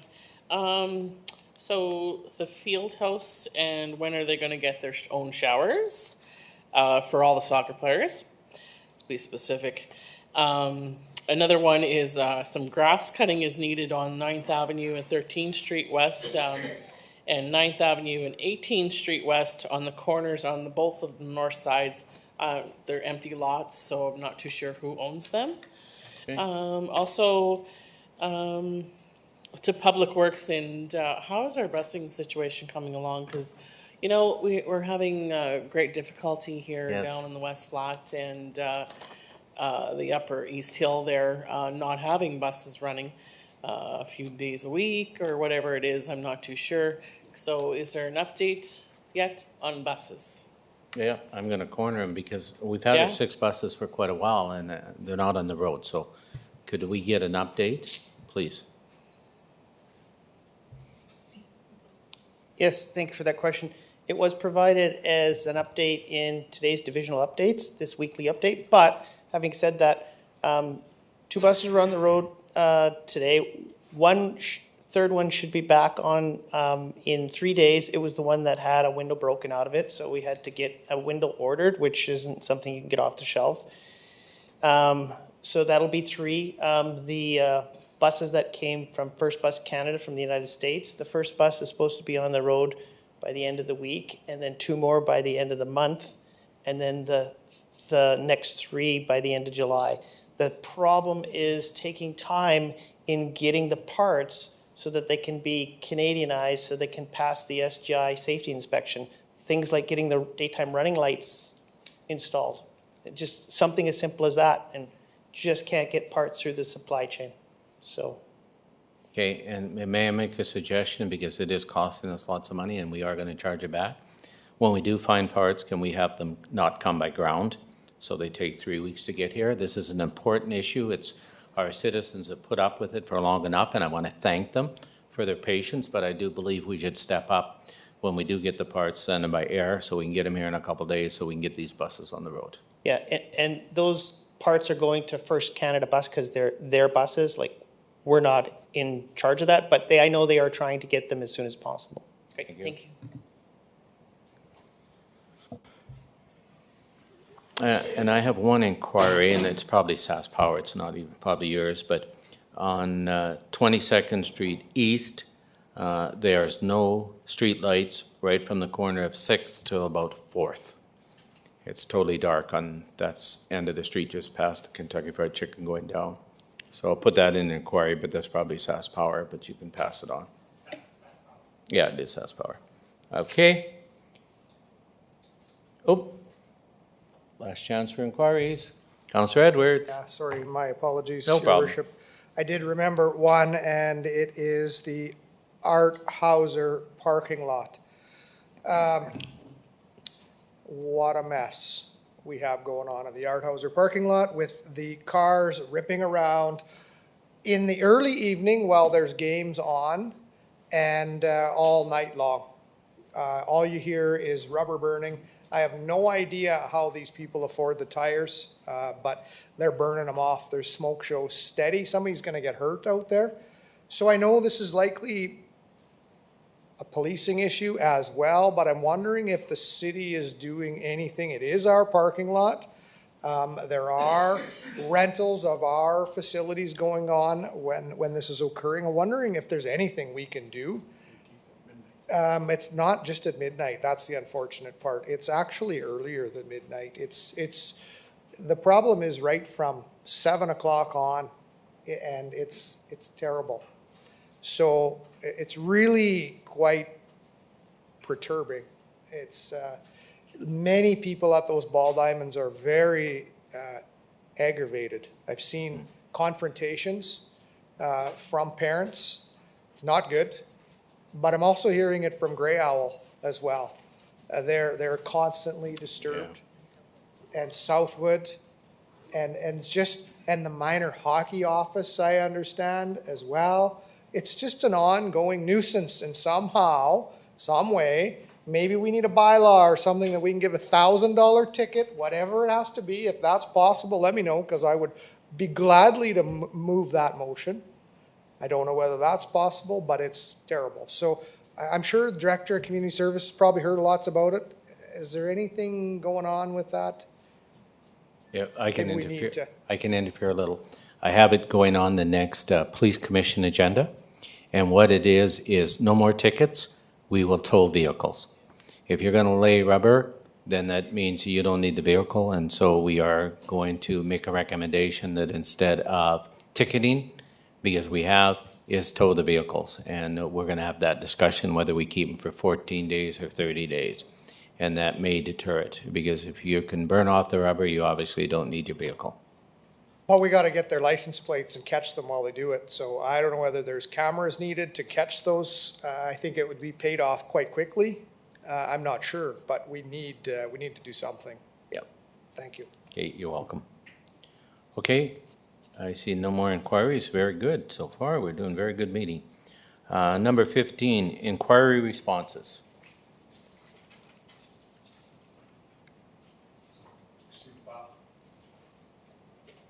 Seconder. Councillor Kilmer. Thank you.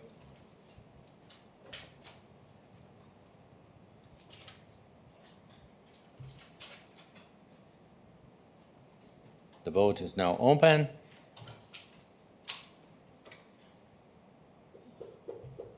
Closed, carried. Thank you. Notice of motions? Motions. I will pass the chair to Councillor Kilmer. So if you turn your light on, I'll arm you because it's my motion.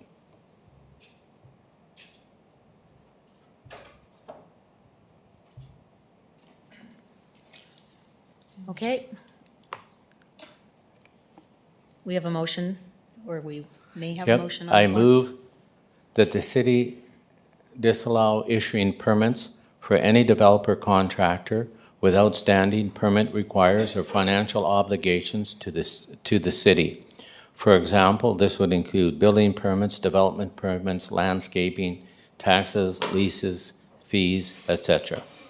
Thank you, Mayor. And if I get a seconder, I'll let Is you there a speak on it. seconder? Councillor Zurikowski? Seconded, and I wonder if that includes licensing permits? Yes. We have to wait one moment, please, till your light goes on. Go ahead. Sorry. Go ahead. Does that include licensing permits? Yes. Do we need to include it? Under et cetera. I'll add licensee permits too. May I go ahead and speak on the Okay. subject? Go ahead, Mayor. What this is, we have to give our development department and some of our other departments some further tools to get some of these development permits and agreements, especially landscaping agreements. They seem to be struggled. We have quite a few that go back to 2019. And these contractors continue to get permits, and when you bring it up, of course, we have no clout to bring it up to get these other permits. They're not happening. And just since they got wind that this motion is coming forward, quite a few of them now are actioning, getting these done. But I think we need to have the tool in place for the department can get these done. So that's why I made this motion. Thank you. Is there any other discussion? Seeing no other discussion, we'll open the vote. Prompt the question for you.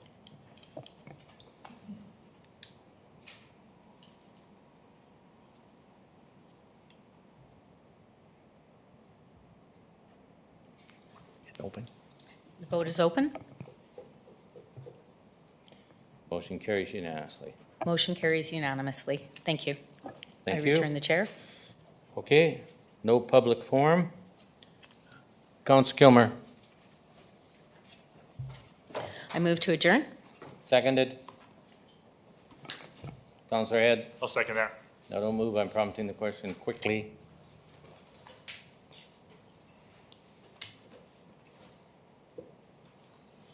Questions now open? Carried. We're adjourned. I just want to say thank you. A very good meeting, very good discussions on lots of items. And have a great day and be dry out there.